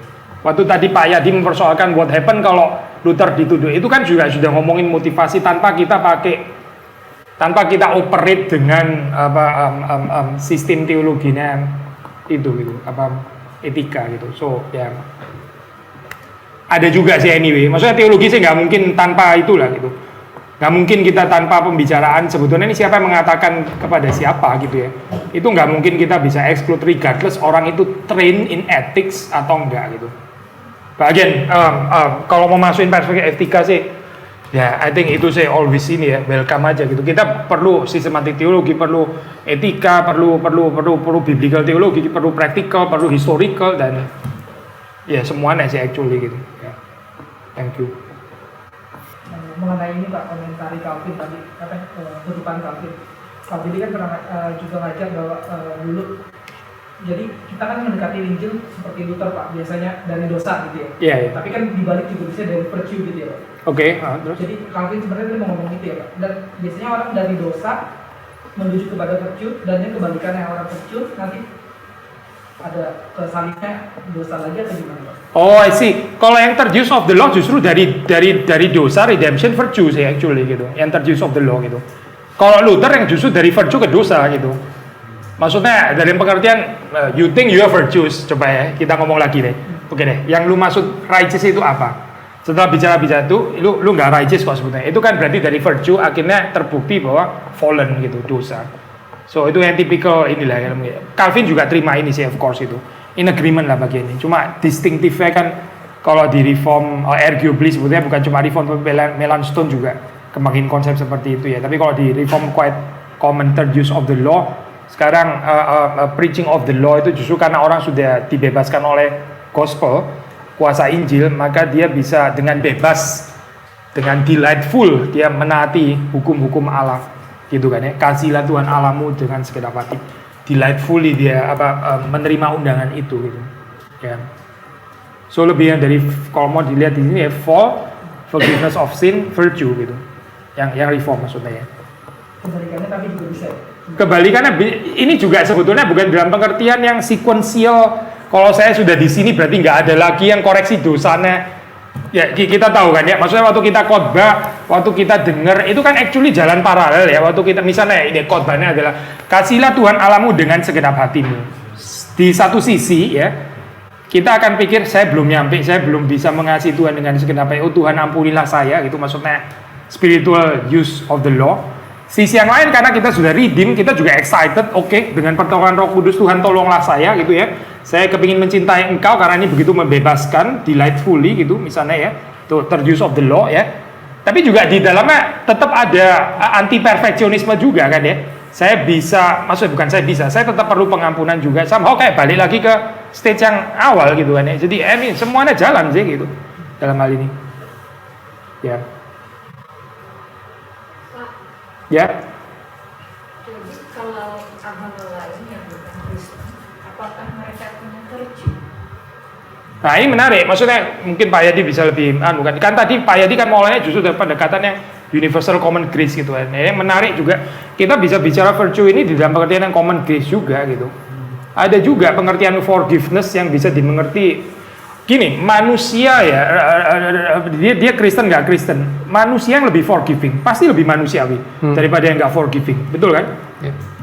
Itu, nah itu bisa terjadi secara common grace dan orang yang let's say non Kristen juga gitu. Kalau menurut Luther harus bertobat dulu baru ada virtue. Sorry apa? Kalau bukan peraturan, kalau yang menurut Luther itu harus bertobat dulu baru ada buah roh. Iya. Berarti yang di luar Kristen gini loh, makanya ini tergantung kita membicarakan buah roh di dalam pengertian apa. Kalau kita membicarakan buah roh di dalam pengertian sempit, yaitu ada hanya pada diri orang yang ditebus dan dikuduskan gitu kan ya. Tapi Roh Kudus yang sama itu yang memberikan common grace. Kita bisa bicara love di dalam pengertian common grace loh. Bisa, kita bisa bicara self control di dalam pengertian common grace. Itu tetap dari Roh Kudus, bukan dari diri manusia. Itu tetap Roh Kudus gitu, tapi bukan di dalam pengertian saving, tapi di dalam pengertian grace yang dibagikan secara bebas ya oleh Roh Kudus.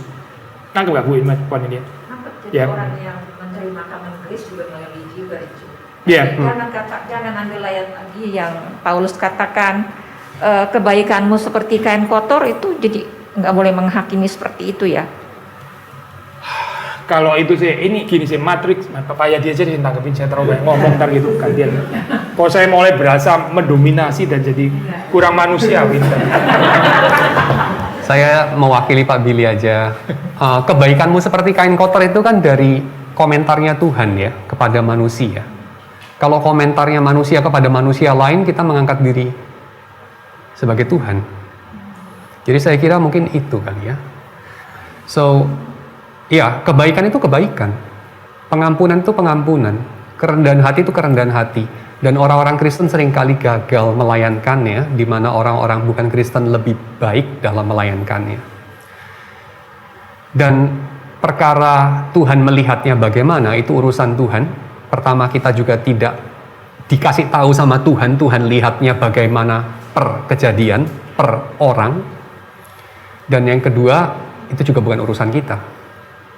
Selain kita tidak tahu. So, poin saya adalah di sini sih. Kita tidak dalam posisi menghakimi kebaikan daripada orang non-Kristen. Kita dalam posisi mensyukuri anugerah Tuhan yang diberikan extended kepada bahkan orang non-Kristen maupun segala makhluk. Lebih ke arah sana. Kita nggak terpanggil jadi hakim untuk mereka perform bagaimana. Seperti juga kita tidak menjadi hakim bagi sesama kita orang Kristen juga. Mungkin itu.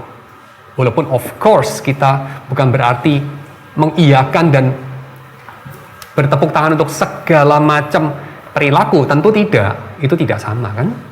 Tapi kita tidak menjadi hakim dalam artian bukan kita jurinya, bukan kita hakimnya. Dalam artian itu. I think change of perspective ini menarik ya dan perlu gitu ya.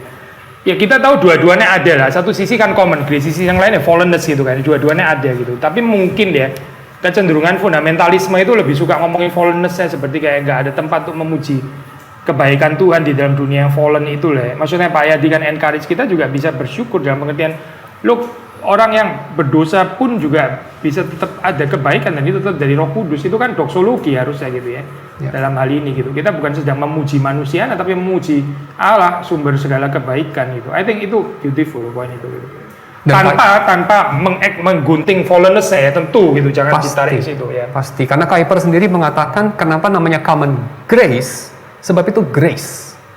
Jadi artinya ya ini tidak akan ada kebaikan sedikit pun kalau tidak ada common grace. Sedikit pun loh. Jadi artinya adalah common grace is grace, but it's not saving. Jadi ya tentu saja di dalam kejatuhan itu diperlukan semacam itu. Silakan sudah kalau ada tanggapan lagi, kita masih ada ya.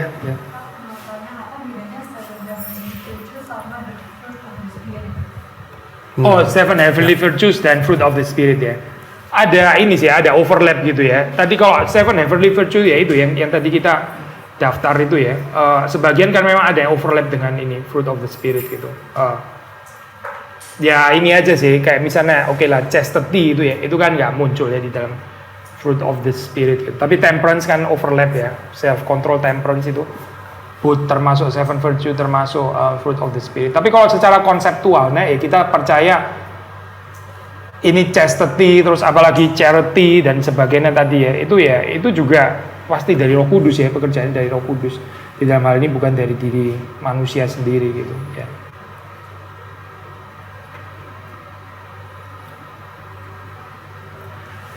Saya ada tulis bagian ini agak detail di ini dari 4 perspektif pertama dari perspektif biblika, terus dari perspektif ekumenik, maksudnya perspektif Eastern Orthodox, Roma Katolik, Lutheran dan Reform di buku Human Being Human gitu.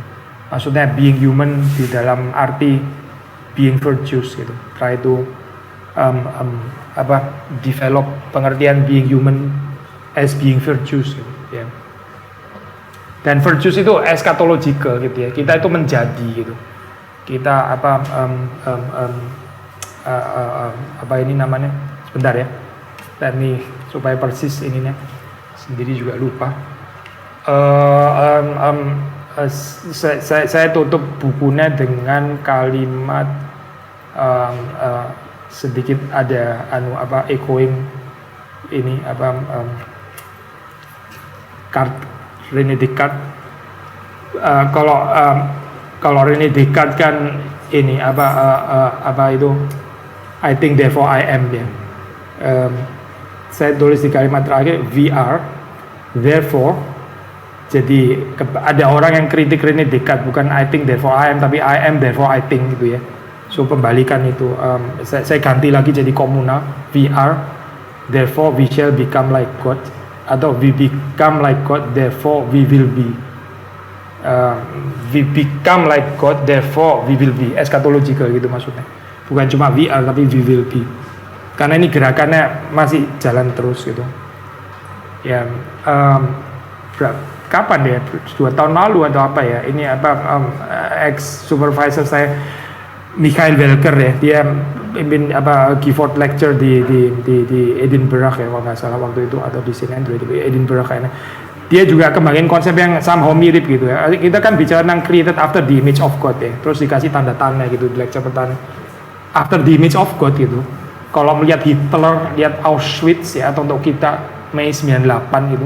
Created after the image of God, tanda tanda gitu ya. Gak gampang loh jawab pertanyaan itu, especially secara existentially, bukan cuma secara theoretically gitu ya. Hitler itu image of God gitu. Orang yang memperkosa itu image of God kayak gitu. Agak susah loh ngomong itu image of God. Kayaknya kalau lebih mirip setan ya daripada mirip Tuhan gitu. Jawabannya di dalam ini ya, dia juga ini sih kembanginnya itu, kita itu manusia created after the image of God, eschatologically gitu maksudnya. Kita itu kesana itu, and kita still bisa bilang image of God yes, tapi bukan di dalam pengertian ontologis, statis atau esensialis, blueprint ya, substansialis, esensialis, tapi di dalam pengertian eschatological gitu. Yes, kita still bisa ngomong created after image of God. Ini kan istilah creation itu actually proto ya, itu kan archetype ya. Ngomongin creation kan biasanya ngomongin di belakang ya. Tapi ini ngomongin created after tapi eschatological gitu. Ya, somehow paradoxical gitu. Ya tadi creationnya harus ditransformasi, bukan creation versi deisme, tapi versi Alkitab. Karena bagi Tuhan tidak ada kemarin, masa kini maupun masa depan, semuanya masa kini. Ya, Bu.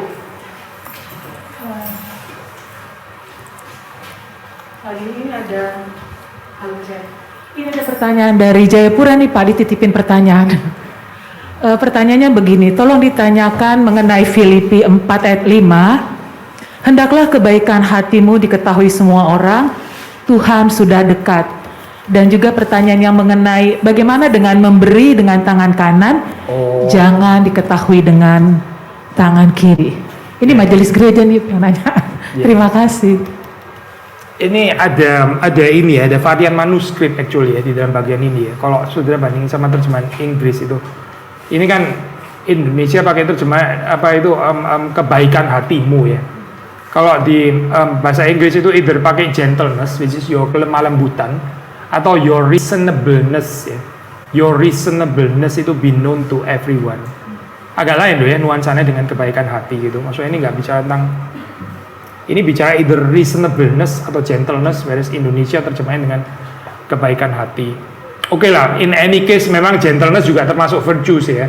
Apakah itu berarti terus kemudian kita jadi pameran gentleness? Saya pikir gini ya, nggak usah pakai ayat inilah. Kalau mau pakai yang paradoks sudah ketemu di dalam Matius itu sendiri.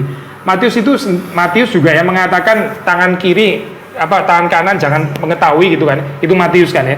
Tapi Matius yang sama ngomongin lampu yang jangan taruh di bawah gantang kan, itu juga Matius itu. Maksudnya kalau mau pakai nggak usah pakai Filipi lah, pakai Matius saja. Matius sudah ada 2 konsep dan itu nggak ada benturan sama sekali gitu. Ini kan lampu yang nggak di bawah gantang itu kan bukan di dalam pengertian showing off spirituality ya, bukan, pasti bukan itu. Bukan dalam pengertian pameran gitu, tapi di dalam pengertian ya memuliakan Allah. Itu satu kesaksian yang jujur yang ya kita nggak bisa jadi private Christian gitu misalnya ya, yang hanya Kristen kalau kita di our own closet waktu di kamar sendiri Kristen, tapi di luar kita takut bersaksi atau mendadak dengan narasi yang lain di luar itu. Saya hanya Kristen waktu saya berak gitu misalnya, nggak oke lah pasti gitu. Nggak bisa lah Kristen cuma waktu di toilet gitu, apa-apaan gitu. Kristen waktu di gereja gitu misalnya, nggak bisa dong. Kita mesti Kristen waktu di ini juga kan di marketplace dan sebagainya gitu. Di dalam hal itu lampu bukan di bawah gantang gitu maksudnya. Dan ini kan bukan sama sekali showing off spirituality ya, bukan, tapi encouragement untuk menjadi saksi dimanapun gitu. Ya. Silakan kok ada tambahan perspektif yang lain. Ya, saya masih terpikir mengenai berapa banyak yang kita bisa ubah ya, atau kita mesti lihatnya beda. Kalau kita lihatnya bukan dari kacamata orang pertama itu, tapi dari kacamata orang kedua yang implied terus kita lihatnya sebagai problematik, bukan aku sudah salah gimana, aku sudah dibenerin gimana, aku harus melakukan apa, tapi kita secara bersama-sama sudah secara keliru mempraktekkan kekristenan kita bagaimana, dan kita bisa seharusnya bagaimana ke depannya. Karena what counts itu bukan hanya aku melakukan apa, tapi kita menghadirkan apa. Kayak orang nyanyi kan, gak cuman aku nyanyinya bener, pokoknya aku udah nyanyinya bener, tapi kita sama-sama sebagai paduan suara nyanyinya bener, sehingga yang mendengarkan itu mendengarkan bukan tiap-tiapnya aja, tapi keseluruhan chemistry-nya gitu. Kayak paduan suara, kayak orkestra, kayak bikin film. What counts akhirnya seluruh chemistry-nya kan, seluruh ceritanya, seluruh krunya, it's the whole thing. Mungkin itu kali ya. Kalau di dalam khotbahnya Pak Pendeta Stephen Tong kan sering menyisipkan cerita tentang kebanggaan akan arsitektur gerejanya. Menurut Bapak Billy dan Pak Yadi, apakah itu bentuk dari pride atau humility dan kenapa? Gue gini tanyanya ke saya. Ya, siapa tahu penasaran, Pak. Lah kalau yang cerita saya itu tanya ke saya, kalau cerita orang lain tanyanya kok ke saya? Kira-kira masuk kategori mana? Kita tafsir positif aja lah, aspek edukatif gitu aja lah gitu. Ya, aspek edukatif gitu. Kalau mau dikasih tahu supaya kita ngerti maksudnya di sini. Tadi kan Pak Yadi bilang kita not in the position menyelidiki motivasinya orang lain kayak gitu dan sebagainya. Itu gimana ya? Kita nggak dipanggil juga kali untuk itu ya. Tes.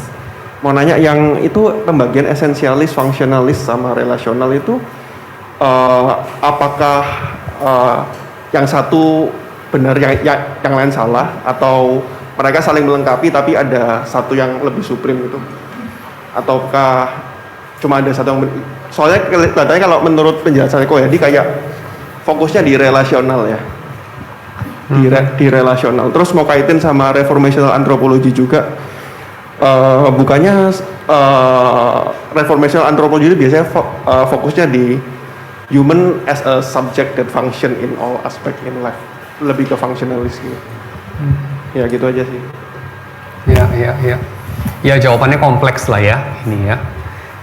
Kita bisa bikin kayak ya itu suksesif gitu. Jadi kayak model yang ini udah outdated, kayak misalnya mekanikanya Newton dalam kecepatan mendekati cahaya udah outdated gitu. Atau dalam ranah subatomik sudah outdated. Lalu sudah digantikan sama model yang lebih lebih mendekati kenyataannya.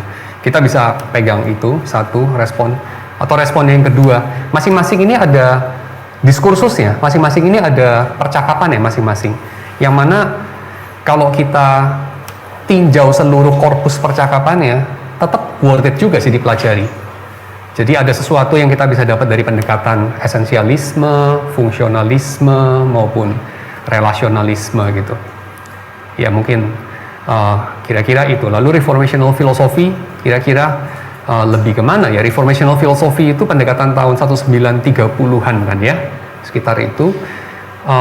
Waktu-waktu itu memang kayaknya zaman-zamannya ya belum terlalu berkembang seperti hari ini kayaknya. Diskursus mengenai hal ini, theological anthropology kayaknya baru agak belakangan berkembangnya, itu banyak banget. Dan waktu itu memang mereka fokusnya bukan menjelaskan manusia itu apa, tapi menjelaskan ontologi lah, semacam itu. Salah satunya manusia gitu kan. Ya reformational philosophy tentu kita nggak bisa, mendingan nanti jelasinnya waktu udah ketemuan berdua aja karena mungkin agak teknikal. Tapi kira-kira ya reformational philosophy lebih ke arah mana, saya kira bisa tiga-tiganya juga sih. Kita bisa ngomong ya tiga-tiganya somehow relevan juga dalam pembahasan itu, tentu dalam bobot yang berbeda. Mungkin itu kira-kira tanggapan saya. Pak Billy, Pak Yadi, mau tanya dalam pandangan Seven virtues. Ya, seven heavenly virtues, bagaimana seseorang itu dapat memahami menerima perbedaan tanpa mengurangi keorangan dari seseorang. Contohnya mungkin bisa dua ya. Yang pertama terhadap sesama orang Kristen. Mungkin kita datang gereja sama-sama, tetapi orang kan punya latar belakang yang beda. Jadi ketika mendengarkan firman Tuhan, khotbah yang sama dan firman Tuhan yang sama, tetapi kan mungkin pandangannya berbeda. Ketika bertemu dengan kedua orang itu bertemu dan ngomong tentang firman Tuhan, mungkin kan pandangannya berbeda. Dan yang kedua mungkin bukan sesama orang Kristen. Jadi satu mungkin orang Kristen, satu lagi orang non Kristen. Nah, itu bagaimana menanggapi perbedaan tanpa mengurangi keorangan dari seseorang, Pak? Terima kasih. Siapa dulu? Kalau saya mungkin lebih ke arah kita menuruti nasihatnya Yakobus, mendengarkan dulu sebelum bicara.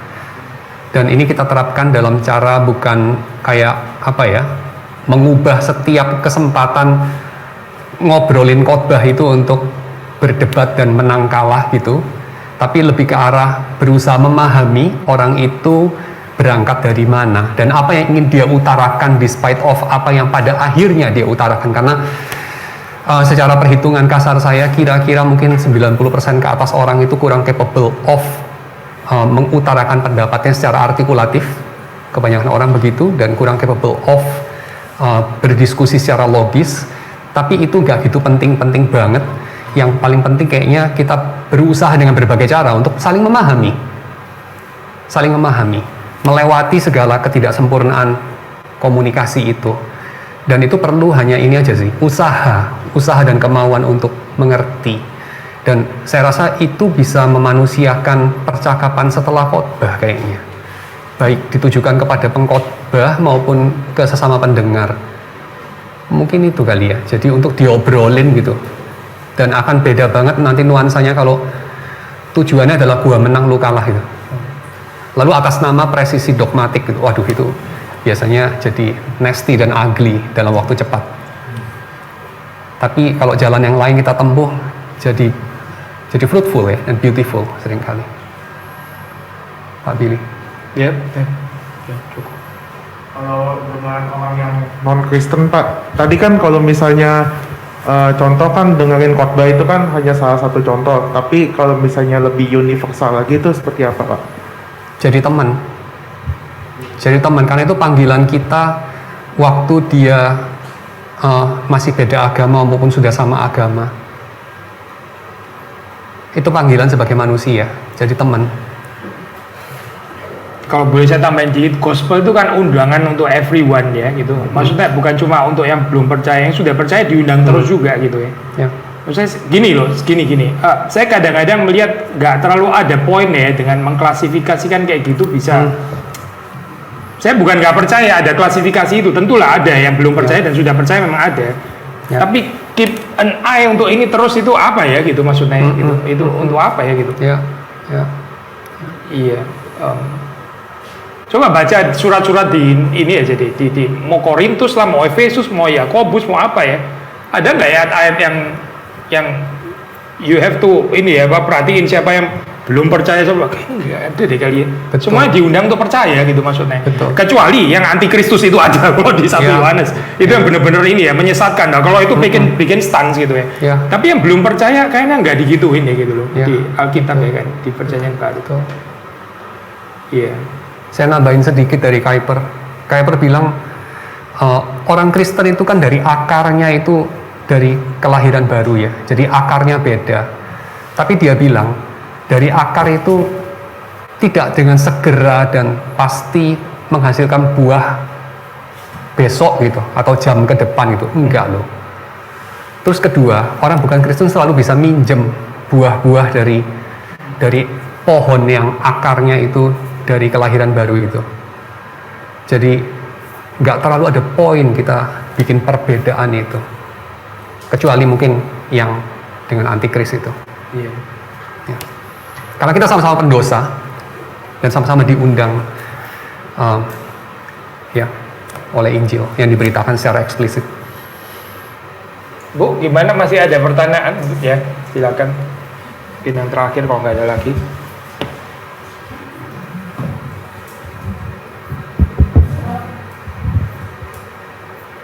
kebajikan itu apakah sampai saya mengorbankan diri seperti Yesus Kristus? Padahal saya kan tidak sama dengan Yesus Kristus gitu loh Pak. Ngerti nggak? Iya. Yeah. Jadi apakah sampai mengorbankan diri seperti dia? Padahal kan saya beda dengan dia kan. Misinya pun beda barangkali. Ya kan? Ya itu. Oke, ya, thank you pertanyaan. Ntar Pak Yadi bisa tambahin deh. Memang kita bukan Yesus Kristus, tapi Alkitab kan justru the good news-nya adalah Kristus di dalam kita dan kita di dalam Kristus kan itu gitu.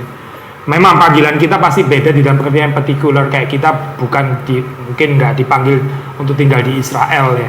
Mungkin kita nggak dipanggil untuk matinya disalib dan sebagainya. Anyway, penghukuman itu sudah nggak ada sekarang. Mungkin ya di dalam hal ini gitu. Kita likely juga nggak layak jadi martir seperti Yesus Kristus atau Stefanus atau siapa gitu ya. Kita punya panggilan yang lain, di dalam hal itu ada beda-beda betul gitu. Tapi ada panggilan universal. Salah satunya adalah berkorban itu tadi gitu. Panggilan mencintai itu untuk orang di Israel atau di Indonesia itu untuk semuanya gitu. Panggilan tuh hidup berkorban, menyangkal diri. Itu mau yang di Israel mau di Yunani, semuanya dipanggil untuk berkorban. Itu panggilan universal gitu. Tapi berkorban nggak harus matinya di kayu salib, memang bisa berkorban di dalam hal yang lain, tapi tetap panggilan berkorban gitu ya.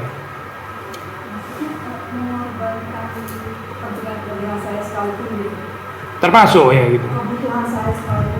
Iya, cuma gini loh, kalau di Alkitab gini, ini jangan ditafsir ini ya ke arah selfless, terus kemudian saya nggak punya keinginan sama sekali, terus saya nggak boleh punya kepentingan. Alkitab kan beautifully mengatakan hendaklah setiap orang jangan memperhatikan kepentingan dirinya sendiri saja, tapi kepentingan yang lain juga gitu ya.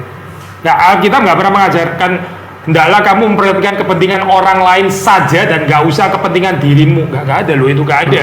Di dalam doa Bapa kami itu berikanlah kami makanan kami yang secukupnya. Makanan kami itu termasuk makanan saya sebetulnya sih gitu. Tapi bukan cuma makanan saya, makanan yang lain juga gitu ya. Kan saya termasuk sebetulnya gitu. Ya. Harusnya sih ini kabar baik ya, karena saya bukan ditindas, ditenggelamkan, dijadiin, dipencet sampai jadi nggak ada, bukan sih, bukan itu gitu. Tutup ya. Mari kita tutup. Tuhan, kami bersyukur untuk berkat Tuhan, kami bisa menggunakan waktu ini untuk bisa sekali lagi mempelajari firman Tuhan bersama-sama, dan untuk semua komunikasi, diskusi, pembicaraan yang ada.